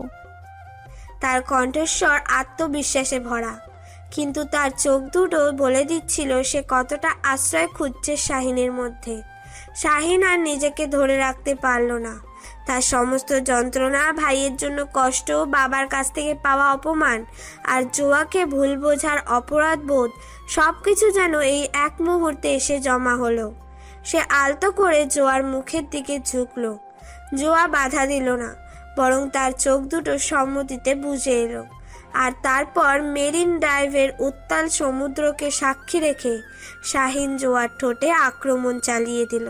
এটা কোনো সাধারণ চুম্বন ছিল না, এটা ছিল দুটো বিধ্বস্ত আত্মার আশ্রয় খোঁজার মরিয়া চেষ্টা। এটা ছিল প্রতিশোধের আগুনে জ্বলে ওঠার আগের শীতল প্রতিশ্রুতি। তাদের ঠোঁটের স্পর্শে মিশেছিল গত কয়েকদিনের সমস্ত দ্বন্দ্ব, ভয়, খুনসুটি আর অব্যক্ত আবেগ। চুম্বনটি গভীর থেকে গভীরতর হলো। তারা যেন একে অপরের মধ্যে নিজেদের হারিয়ে ফেলতে চাইল। বাইরের পৃথিবীর সমস্ত কোলাহল, ষড়যন্ত্র আর বিশ্বাসঘাতকতা থেকে দূরে এই একটি মুহূর্তে তারা শুধু দুজন মানুষ, যারা একে অপরকে আঁকড়ে ধরে বাঁচতে চাইছে। ঝোড়ো বাতাস তাদের চুলগুলোকে এলোমেলো করে দিচ্ছিল, কিন্তু তারা অবিচল। অনেকক্ষণ পর তখন তারা একে অপরের থেকে আলাদা হলো, তাদের দুজনেরই শ্বাস ভারী হয়ে এসেছে। তারা কপাল দিয়ে একে অপরের কপালকে ঠেস দিয়ে দাঁড়িয়ে রইল। চোখ খোলার সাহসটুকুও যেন তাদের ছিল না। আমি তোমাকে হারাতে পারবো না জোয়া। আমিও শাহিন, আমিও না। তাদের হাতের বাঁধন আরো শক্ত হলো। তারা জানে এই চুম্বনের পর তাদের সম্পর্ক আর আগের মতো থাকবে না। এই আবেগ তাদের সবচেয়ে বড় শক্তি হতে পারে, অথবা সবচেয়ে বড় দুর্বলতা। কিন্তু এই মুহূর্তে তারা শুধু জানে যে এই বিপজ্জনক পথে তারা আর একা নয়। মুম্বাইয়ের সেই ঝড়ের রাতটা শাহিন আর জোয়ার সম্পর্ককে চিরদিনের জন্য বদলে দিয়েছিল। তাদের সেই চুম্বন শুধু একটি আবেগঘন মুহূর্ত ছিল না, ছিল এক নীরব শপথ। তারা এজেন্সিকে অন্ধকারে রেখে অফ দ্য রেকর্ড বিশ্বাসঘাতক এজেন্ট রাঠোরের পালিয়ে যাওয়ার পেছনের রহস্য উন্মোচনের জন্য কাজ শুরু করে। রাঠোরের শেষ মোবাইল সিগন্যাল পাওয়া গিয়েছিল দিল্লিতে, তাই তারা তাদের তদন্তের কেন্দ্রবিন্দু মুম্বাই থেকে দিল্লিতে সরিয়ে আনে। তারা জানে তারা এখন একা, আর তাদের প্রতিটি পদক্ষেপই ঝুঁকিপূর্ণ। নিজামুদ্দিন দরগা, দিল্লি, পড়ন্ত বিকেল। আসরের নামাজের পর নিজামুদ্দিন দরগাহের পরিবেশটা শান্ত হয়ে এসেছে।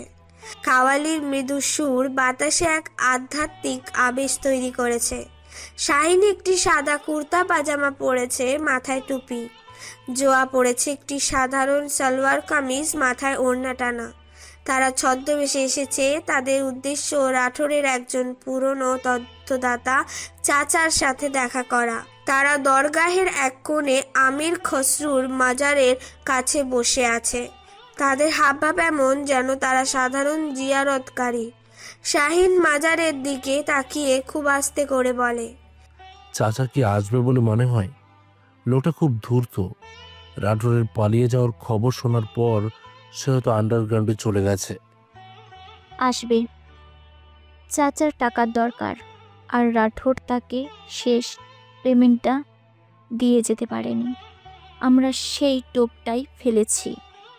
সে জানে না যে আমরা RAW থেকে এসেছি। সে ভেবেছে আমরা রাঠোরের লোক। কিছুক্ষণ নীরবতা। কাওয়ালির সুরটা আরো স্পষ্ট হচ্ছে। ছোটবেলায় আম্মু প্রায়ই আমাকে আর ভাইয়াকে এখানে নিয়ে আসতেন। বলতেন এখানে এসে দোয়া করলেই নাকি আল্লাহ ফেরান না, কিন্তু সেই দোয়াটা চাইতে শুধু হবে আল্লাহর কাছে। এখনো তাই মনে হয়? জানি না, এখন তো দোয়া করার আগেই মনে প্রশ্ন জাগে, আমি কি দোয়া করার যোগ্য? যোগ্যতা অযোগ্যতার বিচার করার আমরা কে শাহিন?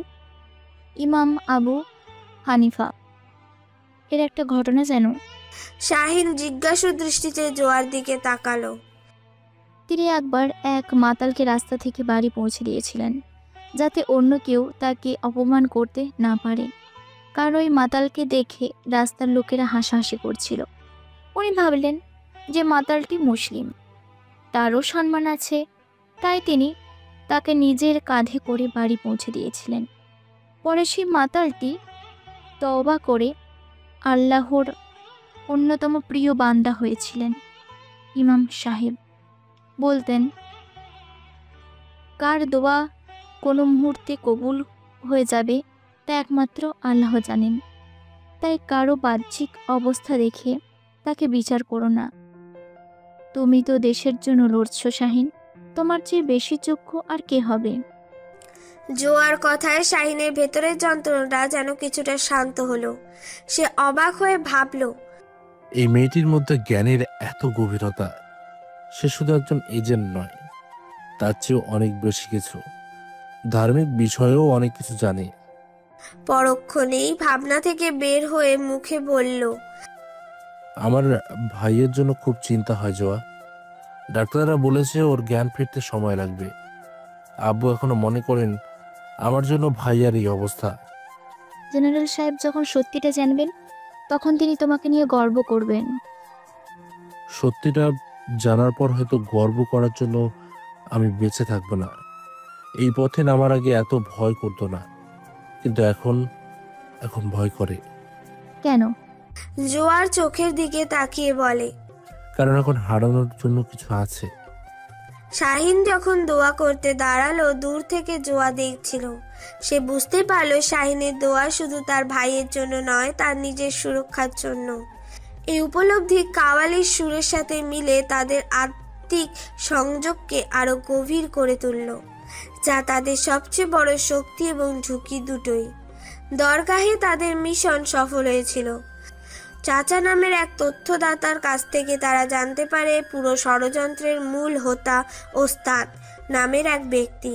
এই নতুন সূত্র নিয়ে তারা পৌঁছায় পুরনো দিল্লিতে, শাহিনের ব্যক্তিগত আস্তানায়। একটি বইয়ের দোকানের ওপরে একটি ছোট গোছানো ঘর। এটা শাহিনের গোপন সেফ হাউস। সেখানে বইয়ের তাকগুলো দেখতে দেখতে জোয়া কথা বললে, বাহ, আমি তো ভেবেছিলাম তোমার পড়ার অভ্যাস বলতে শুধু মিশনের ফাইল আর অস্ত্রের ক্যাটালগ। শাহি এক মগ কফি জোয়ার দিকে এগিয়ে দিয়ে বলে, এটা আমার পালানোর জায়গা জোয়া।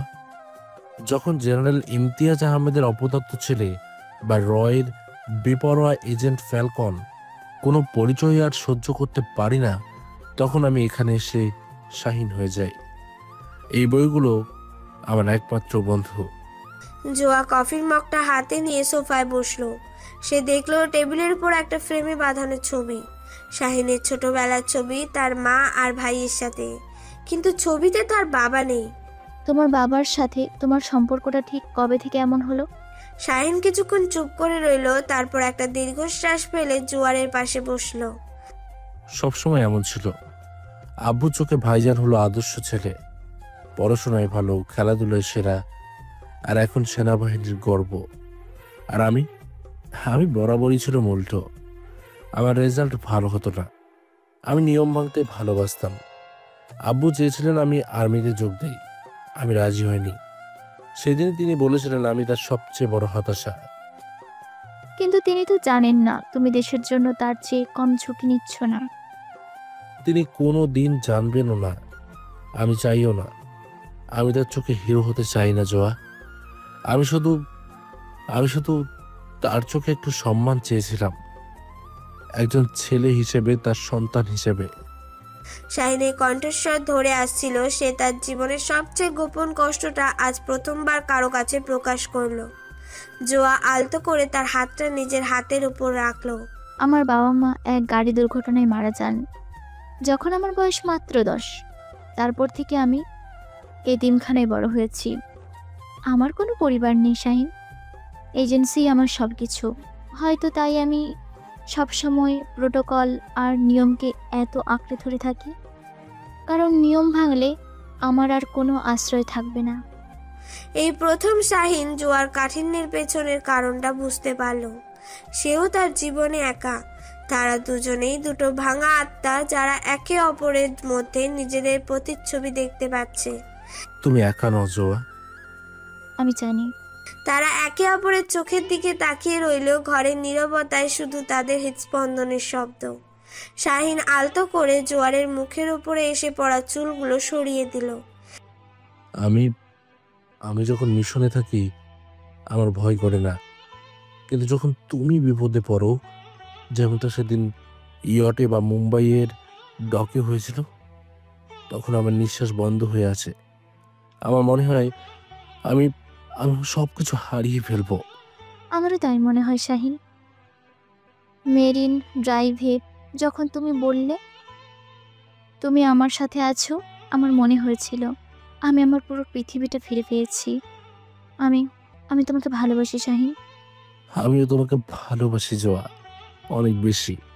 এই স্বীকারোক্তির পর আর কোনো শব্দের প্রয়োজন ছিল না। শাহিন জোয়াকে কাছে টেনে নিল এবং তাকে আবার চুম্বন করলো। এবার তাদের চুম্বনে কোনো মরিয়া ভাব ছিল না, ছিল অগাধ ভালোবাসা আর স্বীকৃতি। তারা একে অপরের ঠোঁটে খুঁজে নিচ্ছিল তাদের জীবনের সে আশ্রয় যা তারা এতদিন ধরে খুঁজে বেড়াচ্ছিল। এদিকে পাকিস্তান রাওয়ালপিন্ডির একটি ভূগর্ভস্থ কন্ট্রোল রুম, আইএসআই হেডকোয়ার্টার, একটি হাইটেক কন্ট্রোল রুম। দেওয়ালে লাগানো বিশাল স্ক্রিনে ভেসে উঠেছে বিভিন্ন দেশের স্যাটেলাইট ইমেজ, ডেটা স্ট্রিম আর সিসিটিভি ফুটেজ। ঘরের মাঝখানে বসে আছে এক ব্যক্তিত্বশালী সামরিক কর্মকর্তা। তার ইউনিফর্মের কাঁধে জ্বলজ্বল করছে পাকিস্তানি জেনারেলের তারা, সেই প্রজেক্ট কায়ামতের মাস্টার মাইন্ড জেনারেল কাদির। তার সামনে দাঁড়ানো একজন অফিসার তাকে একটি ট্যাবলেট এগিয়ে দিল। স্যার, দিল্লির নিজামুদ্দিন দরগাহ থেকে আমাদের সিক্রেট এজেন্টের পাঠানো ছবি। জেনারেল কাদির ট্যাবলেটটা হাতে নিল। স্ক্রিনে ভেসে উঠল শাহি আর জোয়ার ছবি। তারা দরগাহে এক কোণে বসে কথা বলছে। ছবিগুলো দূর থেকে তোলা, কিন্তু তাদের মধ্যেকার ঘনিষ্ঠতা স্পষ্ট। জেনারেল কাদির মুখে এক ক্রূর হাসি ফুটিয়ে বলে, ফ্যালকন রয়ের সবচেয়ে বেপরোয়া বাজ পাখি। আমি ভেবেছিলাম সে একা শিকার করে, কিন্তু দেখছি সে তার সঙ্গীও খুঁজে নিয়েছে। সুন্দরী তো। নাম কি ওর? জোয়া স্যার, রয়ের সেরা স্ট্র্যাটেজিস্ট। প্রজেক্ট কায়ামত এর মানি ট্রেলারটা ওই ফাঁস করেছিল। ফাল্কনের সাথে এখন সেই কাজ করছে। জেনারেল কাদির পরের ছবিটা দেখলো। এটা মেরিন ড্রাইভের, যেখানে শাহিন আর জোয়া একে অপরকে চুম্বন করছে। ছবিটা ঝাপসা, কিন্তু তাদের আবেগটা স্পষ্ট। বাহ বাহ, তাহলে এটা শুধু পেশাগত সম্পর্ক নয়, এটা প্রেম, ভালোবাসা। আর ভালোবাসাই হলো একজন এজেন্টের সবচেয়ে বড় দুর্বলতা। এই মেয়েটাই এখন ফাল্কনের অ্যাকিলিস হইল। স্যার তাহলে কি আমরা ফ্যালকনকে সরিয়ে দেব?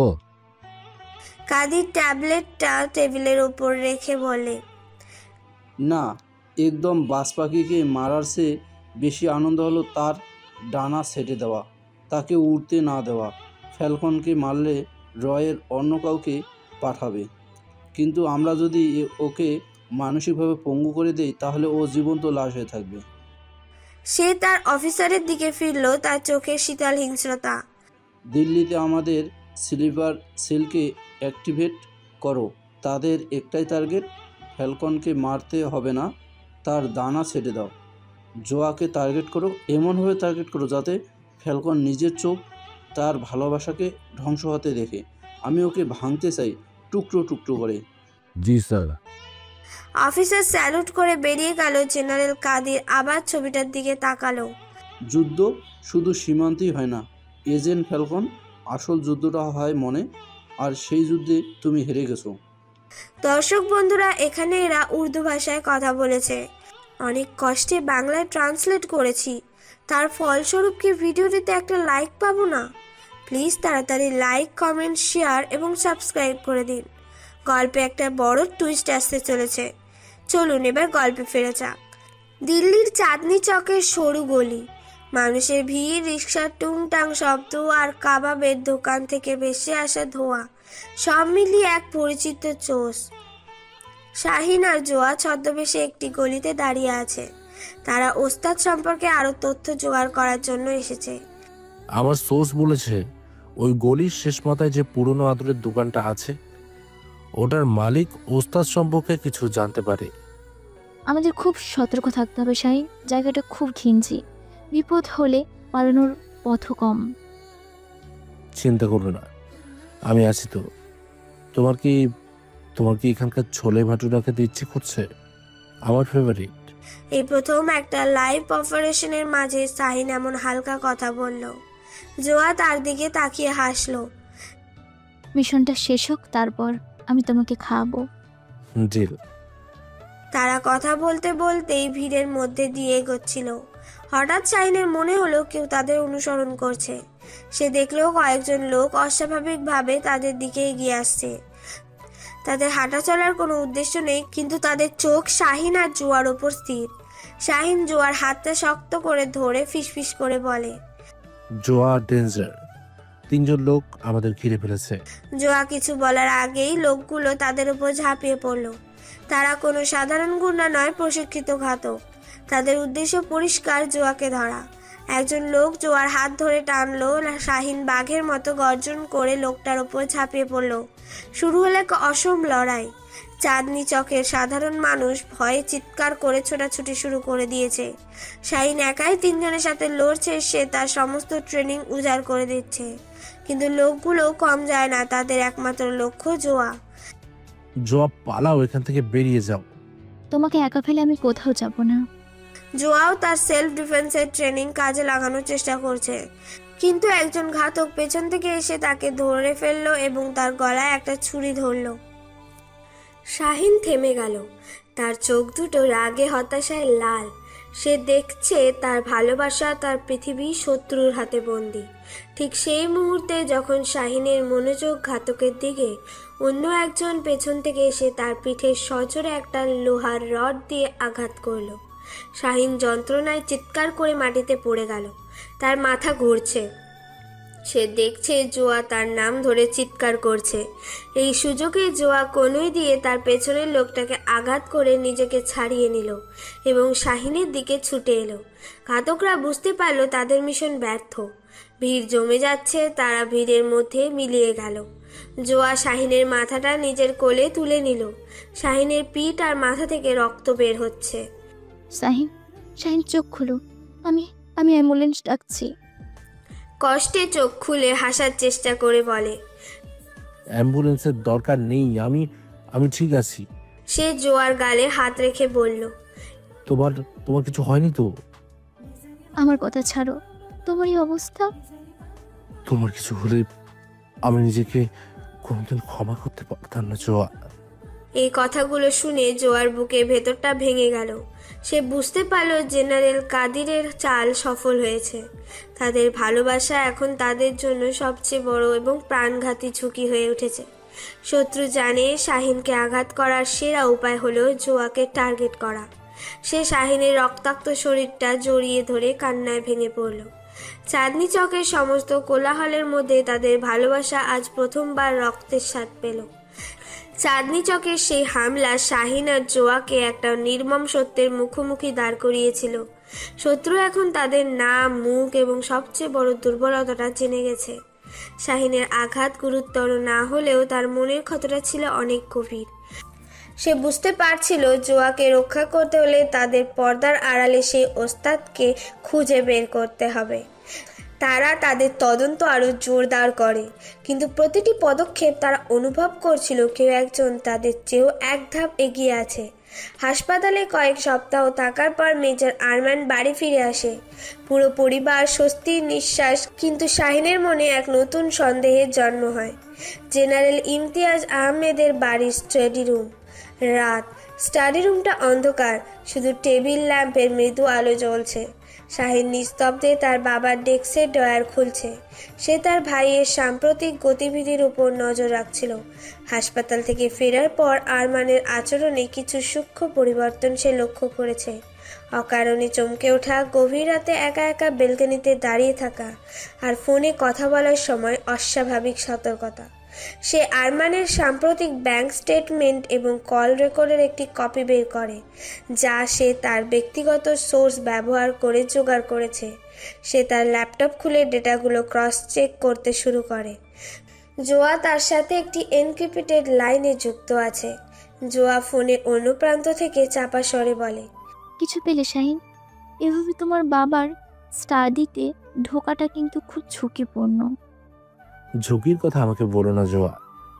আমি গত এক সপ্তাহ ধরে ভাইয়ার প্রতিটি পদক্ষেপ লক্ষ্য করেছি। কিছু একটা ঠিক নেই। ও আগের মতো নেই। ওর চোখে ভয় আর অপরাধ বোধ। সেটা তো হওয়াই স্বাভাবিক, এত বড় একটা ট্রমার মধ্যে দিয়ে গেছে ও। না, এটা শুধু ট্রমা না, এটা অন্য কিছু। তার ব্যাংক অ্যাকাউন্টে গত মাসে বড় অঙ্কের টাকা জমা পড়েছে। টাকাটা এসেছে একটা আননোন অ্যাকাউন্ট থেকে। হতে পারে এটা তার কোনো পুরনো বিনিয়োগের রিটার্ন। বিনিয়োগ? ভাইজানের সবচেয়ে বড় বিনিয়োগ হলো ইন্ডিয়ান আর্মি। সে কোনোদিন শেয়ার বাজার বা অন্য কিছুতে মাথা ঘামেনি। আর এই কল রেকর্ডগুলো দেখো। শাহিন তার স্ক্রিনে একটি নম্বর হাইলাইট করে। নাম্বারটি বারবার ডায়াল করা হয়েছে, কিন্তু সেটি একটি এনক্রিপ্টেড স্যাটেলাইট ফোন নম্বর। এই নাম্বারটা আমাদের সিস্টেমে ট্রেস করার চেষ্টা করেছি, কিন্তু বারবার এর অবস্থান পাল্টাচ্ছে।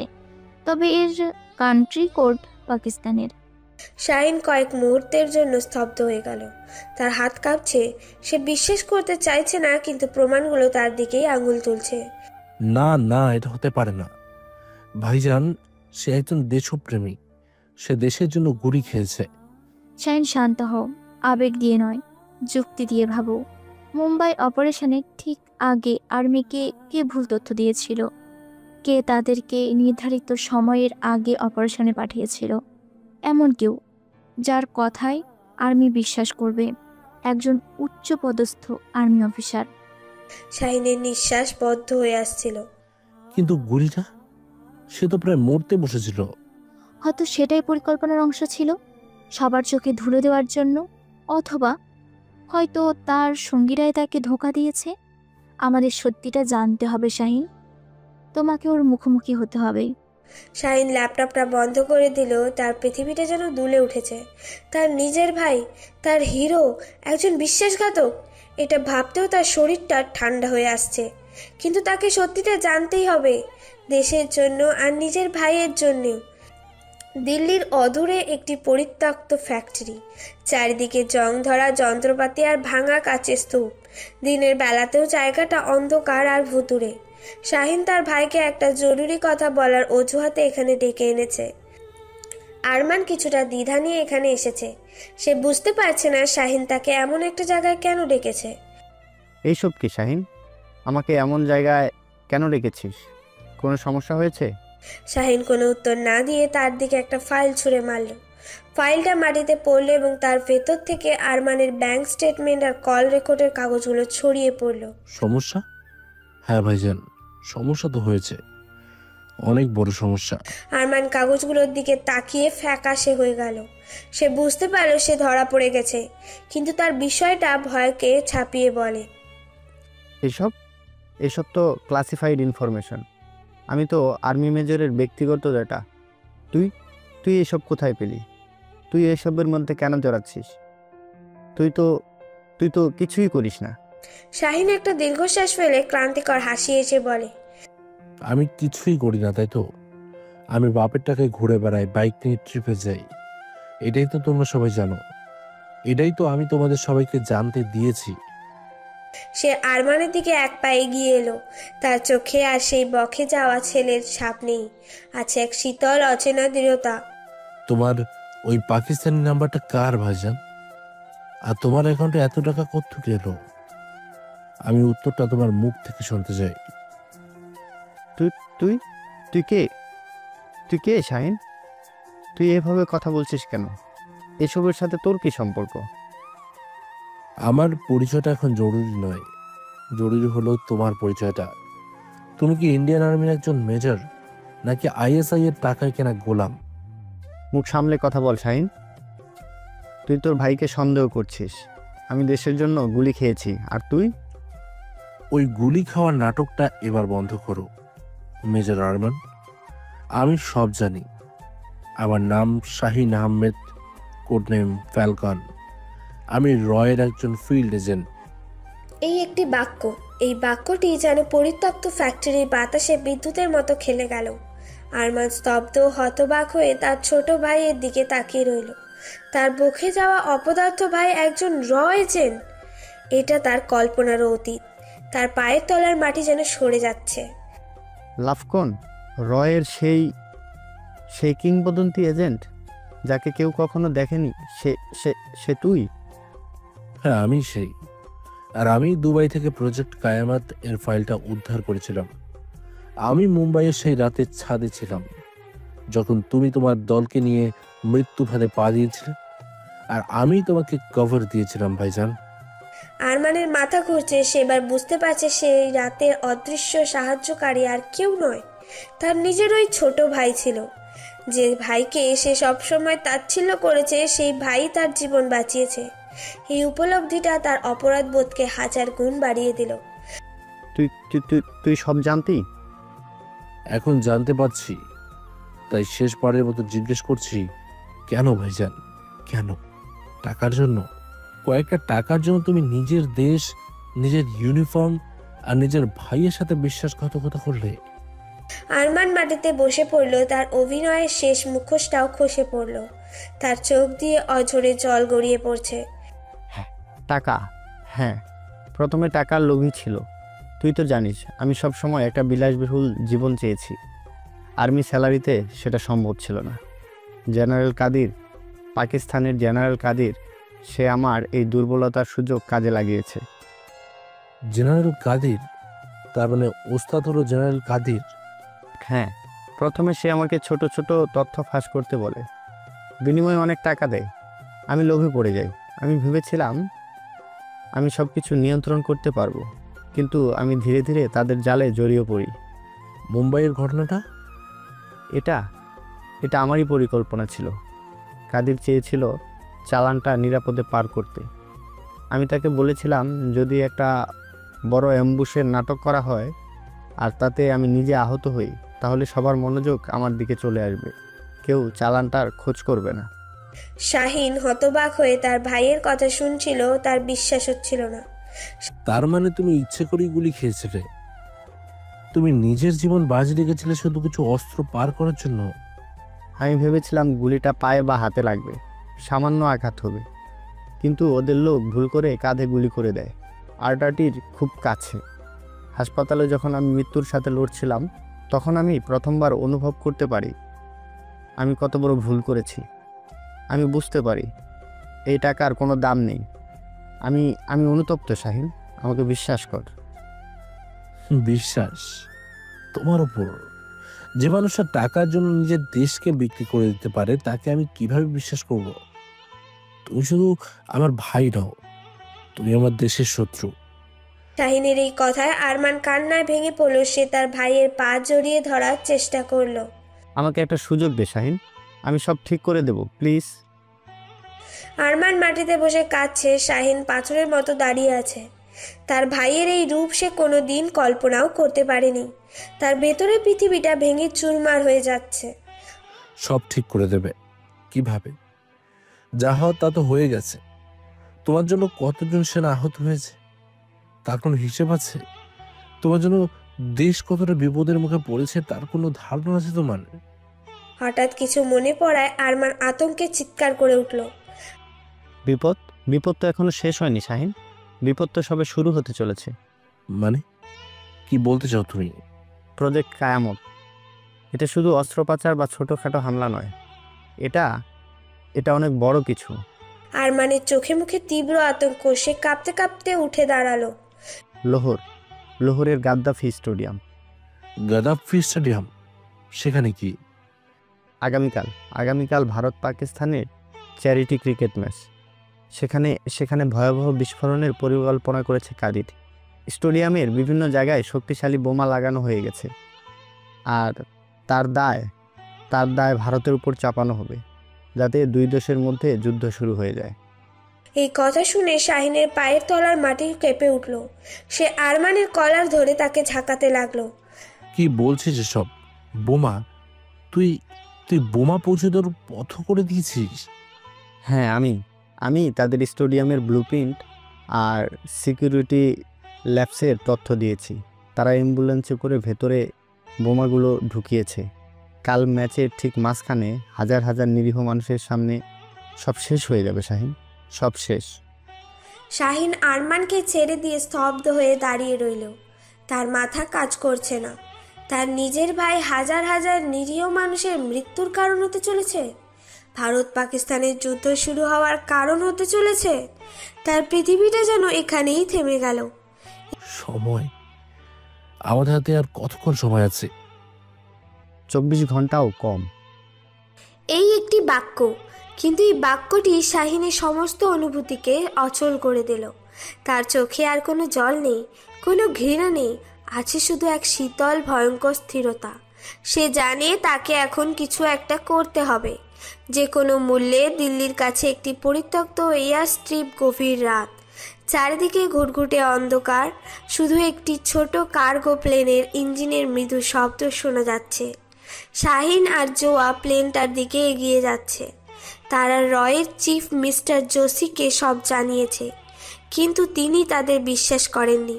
একজন ডেকোরেটেড আর্মি মেজর জেনারেল ইমতিয়াজের ছেলে বিশ্বাসঘাতকতা করতে পারে, এটা তিনি মানতে নারাজ। তিনি ভেবেছেন শাহিন তার ভাইয়ের ওপর ব্যক্তিগত কোনো কারণে প্রতিশোধ নিতে চাইছে।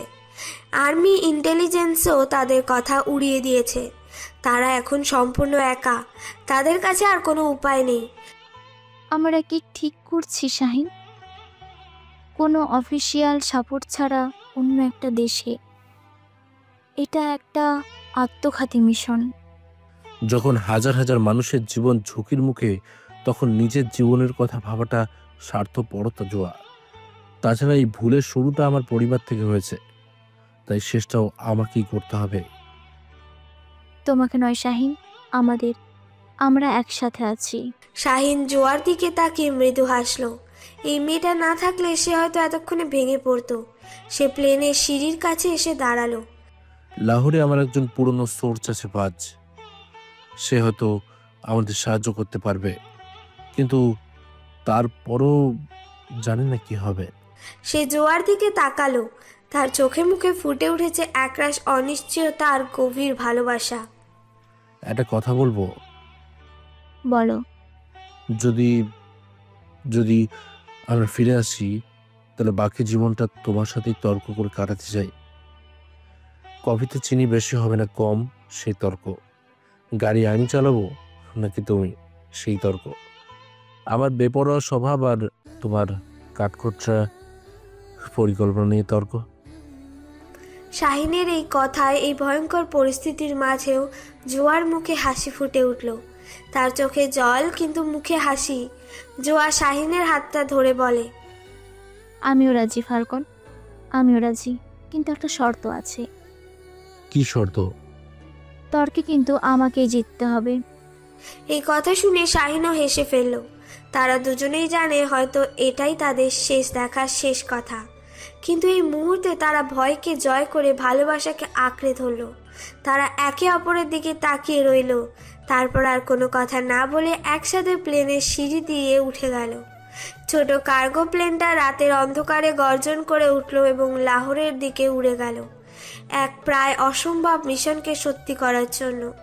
লাহোরের আকাশে তখন ভোরের আলো ফুটছে। পরিত্যক্ত এয়ার স্ট্রিপে নামার পর শাহিন আর জোয়া মুহূর্তের জন্য সময় নষ্ট করেনি। শাহিনের পুরনো সোর্স বাজ জীবনের ঝুঁকি নিয়ে তাদের জন্য স্টেডিয়ামের কাছাকাছি একটি আস্তানার ব্যবস্থা করে দিয়েছে। তাদের কাছে সময় মাত্র কয়েক ঘন্টা। এটি গোটা স্টেডিয়াম, হাজার হাজার দর্শক আর তার মধ্যে লুকিয়ে রাখা একাধিক বোমা। লাহোরের গাদ্দাফি স্টেডিয়ামের বাইরে ম্যাচের দিন দুপুর। স্টেডিয়ামের দুপুরে যেন জনসমুদ্র। ভারত পাকিস্তানের ম্যাচের উত্তেজনা চরমে। চারিদিকে স্লোগান। এই ভিড়ের মধ্যেই মিশে আছে শাহিন আর জোয়া। তারা স্থানীয় পাকিস্তানি সমর্থকদের মতো পোশাক পরেছে। মুখে এঁকেছে পাকিস্তানের পতাকা, যাতে কেউ তাদের সন্দেহ না করে। শাহিন এয়ারপিসে কোলাহলের মধ্যে প্রায় চিৎকার করে, ভিড় প্রচন্ড জোয়া, মেইন গেট দিয়ে ঢোকা অসম্ভব। আমাদের প্ল্যান বি অনুযায়ী এগোতে হবে, সার্ভিস এন্ট্রান্সে। আমি সার্ভিস এন্ট্রান্সের দিকেই এগোচ্ছি। বাজ এর দেওয়া তথ্য অনুযায়ী অ্যাম্বুলেন্সগুলো ওখানে পার্ক করা আছে। প্রথম বোমটা ওখানেই পাওয়ার সম্ভাবনা সবচেয়ে বেশি। তুমি ভিআইপি বক্সের দিকে যাও। জেনারেল কাদির নিশ্চয়ই নিজের চোখে এই ধ্বংসলীলা দেখার জন্য সেখানেই থাকবে। সাবধানে থেকো জোয়া, ধরা পড়লে ওরা তোমাকে। আমি আমার খেয়াল রাখতে পারবো শাহিন, তুমি শুধু ওই পিচাসটাকে খুঁজে বের করো। আর মনে রেখো, আমরা শুধু বোমা নিষ্ক্রিয় করতে আসিনি, আমরা এসেছি প্রজেক্ট কায়ামত এর প্রমাণ জোগাড় করতে, যাতে বিশ্ব জানতে পারে ভারত নয়, কাদেরই এই হামলার জন্য দায়ী। হ্যাঁ ঠিক আছে, কিন্তু যদি কোনো বিপদ দেখো একটাও সেকেন্ড অপেক্ষা করবে না, সোজা বেরিয়ে আসবে। এটা আমাদের আদেশ এজেন্ট ফ্যালকন হিসেবে। তোমার আদেশ আমি বরাবরই কতটা মানি তা তো তুমি জানোই। দেখা হবে শাহিন। তারা দুজন ভিড়ের মধ্যে দুই দিকে মিলিয়ে গেল। তাদের বোঝাপড়া এখন এতটাই নিখুঁত যে কোনো বাড়তি শব্দের প্রয়োজন হয় না। তারা একে অপরের স্পন্দনও যেন শুনতে পায়। শাহি ভিআইপি বক্সের দিকে এগোতে লাগলো, আর জোয়া স্থানীয় প্যারামেডিকের একটি নকল আইডি কার্ড গলায় ঝুলিয়ে সার্ভিস এন্ট্রান্সের দিকে রওনা দিল। তাদের কাঁধে এখন শুধু দুটো দেশের সম্মান নয়, হাজার হাজার নিরীহ মানুষের জীবন। স্টেডিয়ামের ভিআইপি কন্ট্রোল রুম। কাচের দেওয়ালের ওপারে পুরো স্টেডিয়াম দেখা যাচ্ছে। খেলা শুরু হয়ে গেছে। জেনারেল কাদির তার বিশ্বস্ত অফিসারের সাথে বসে খেলা দেখছে। তার মুখে এক পৈশাচিক তৃপ্তির হাসি। সে তার জীবনের সবচেয়ে বড় চালটা চেলেছে, আর কিছুক্ষণ পরেই সে তার বিজয় দেখবে। হঠাৎ কন্ট্রোল রুমের দরজাটা সজোরে খুলে গেল। দরজায় দাঁড়িয়ে আছে শাহিন, তার হাতে একটি পিস্তল, চোখে আগুন। শাহিনকে দেখে একটু অবাক না হয়ে হেসে বলে, ফাল্কন, আমি তো তোমার জন্যই অপেক্ষা করছিলাম। এসো এসো, সামনের সিটটা তোমার জন্যই খালি রেখেছি। নিজের দেশের উপর চাপানো অপবাদের সাক্ষী থাকার জন্য এর চেয়ে ভালো জায়গা আর হবে না। কাদেরের ইশারায় তার অফিসাররা শাহিনকে ঘিরে ফেলল। তোর খেলা শেষ কাদের, আমি জানি বোমাগুলো কোথায়। জানলেও তুমি কিছু করতে পারবে না, কারণ বোমা নিষ্ক্রিয় করার কোনো উপায় আমি রাখিনি। আর আমার কাছে একটা ডেডম্যান সুইচ আছে। যদি আমার কিছু হয়, পুরো স্টেডিয়াম আমার সাথে উড়ে যাবে। সে তার কোটের ভেতর থেকে একটি রিমোট দেখালো। তুই ভাবছিস আমি তোকে মারতে এসেছি? না, আমি এসেছি তোর এই নোংরা খেলার প্রমাণ সবার সামনে তুলে ধরতে। এই বলে শাহিন তার শার্টের একটি বোতামে চাপ দিল। কন্ট্রোল রুমের সমস্ত স্ক্রিনে হঠাৎ খেলা বন্ধ হয়ে গেল এবং ভেসে উঠল জেনারেল কাদিরের সেই ছবি, যেখানে সে শাহিন আর জোয়ার ছবি দেখে তাদের মারার নির্দেশ দিচ্ছে। তার প্রতিটি কথা, প্রতিটি ষড়যন্ত্র যা শাহিন গোপনে রেকর্ড করেছিল, এখন পুরো কন্ট্রোল রুমে বাজছে। জেনারেল কাদির হতবাক হয়ে গেল। সে বুঝতে পারল সে শাহিনের ফাঁদে পা দিয়েছে। ওকে, শেষ করে দে। শুরু হলো এক নৃশংস লড়াই। শাহিন একাই লড়ছে কাদিরের প্রশিক্ষিত অফিসারদের বিরুদ্ধে। অন্যদিকে জোয়া প্যারামেডিকের ছদ্মবেশে একটি অ্যাম্বুলেন্সের কাছে পৌঁছে গেছে। সে অ্যাম্বুলেন্সের নিচে লাগানো প্রথম বোমটি খুঁজে পেয়েছে। টাইমার চলছে আর মাত্র 10 মিনিট বাকি। জোয়া তার সমস্ত দক্ষতা দিয়ে বোমটি নিষ্ক্রিয় করার চেষ্টা করছে, কিন্তু তারের জট খুব জটিল। সে বুঝতে পারছে এটা নিষ্ক্রিয় করা প্রায় অসম্ভব। প্রতিটি ভুল তার মানে নিশ্চিত মৃত্যু। জোয়া ইয়ারপিসে হাঁপাতে হাঁপাতে বলে, শাহিন, আমি প্রথম বোমটা খুঁজে পেয়েছি, কিন্তু আমি এটা ডিফিউজ করতে পারবো না। এর সার্কিট, এটা একটা ফাঁদ। জোয়া, ওখান থেকে বেরিয়ে আসো এখনই। ঠিক সেই মুহূর্তে বেসমেন্টের অন্ধকার থেকে একজন বেরিয়ে এলো। তার পরনে আর্মির পোশাক, কিন্তু কাঁধে গুলির ক্ষতচিহ্ন। সে আরমান। জোয়া চমকে উঠে বিন্দুক তাক করে বলে, ভাইয়া, আপনি এখানে কিভাবে? আমি তোমাদের পিছু পিছু এসেছি। শাহিন আমাকে সব বলেছে। আমি জানি আমি আমার ভুলের প্রায়শ্চিত্ত করতে এসেছি জোয়া। সে বোমার দিকে তাকালো। তার মুখটা ভয়ে সাদা হয়ে গেল। আমি জানতাম কাদির আমাকে ধোঁকা দিয়েছে। সে বলেছিল বোমা নিষ্ক্রিয় করার একটি কোড থাকবে, কিন্তু কোনো কোড নেই। এটা শুধু বিস্ফোরিত হওয়ার জন্যই বানানো হয়েছে। সে জোয়ার দিকে তাকালো। তার চোখে তীব্র অনুতাপ আর ভাইয়ের জন্য ভালোবাসা। শাহিন কোথায়? ও উপরে কয়েদিদের সাথে লড়ছে। ওকে বলো ওর ভাই একজন বিশ্বাসঘাতক ছিল, কিন্তু কাপুরুষ ছিল না।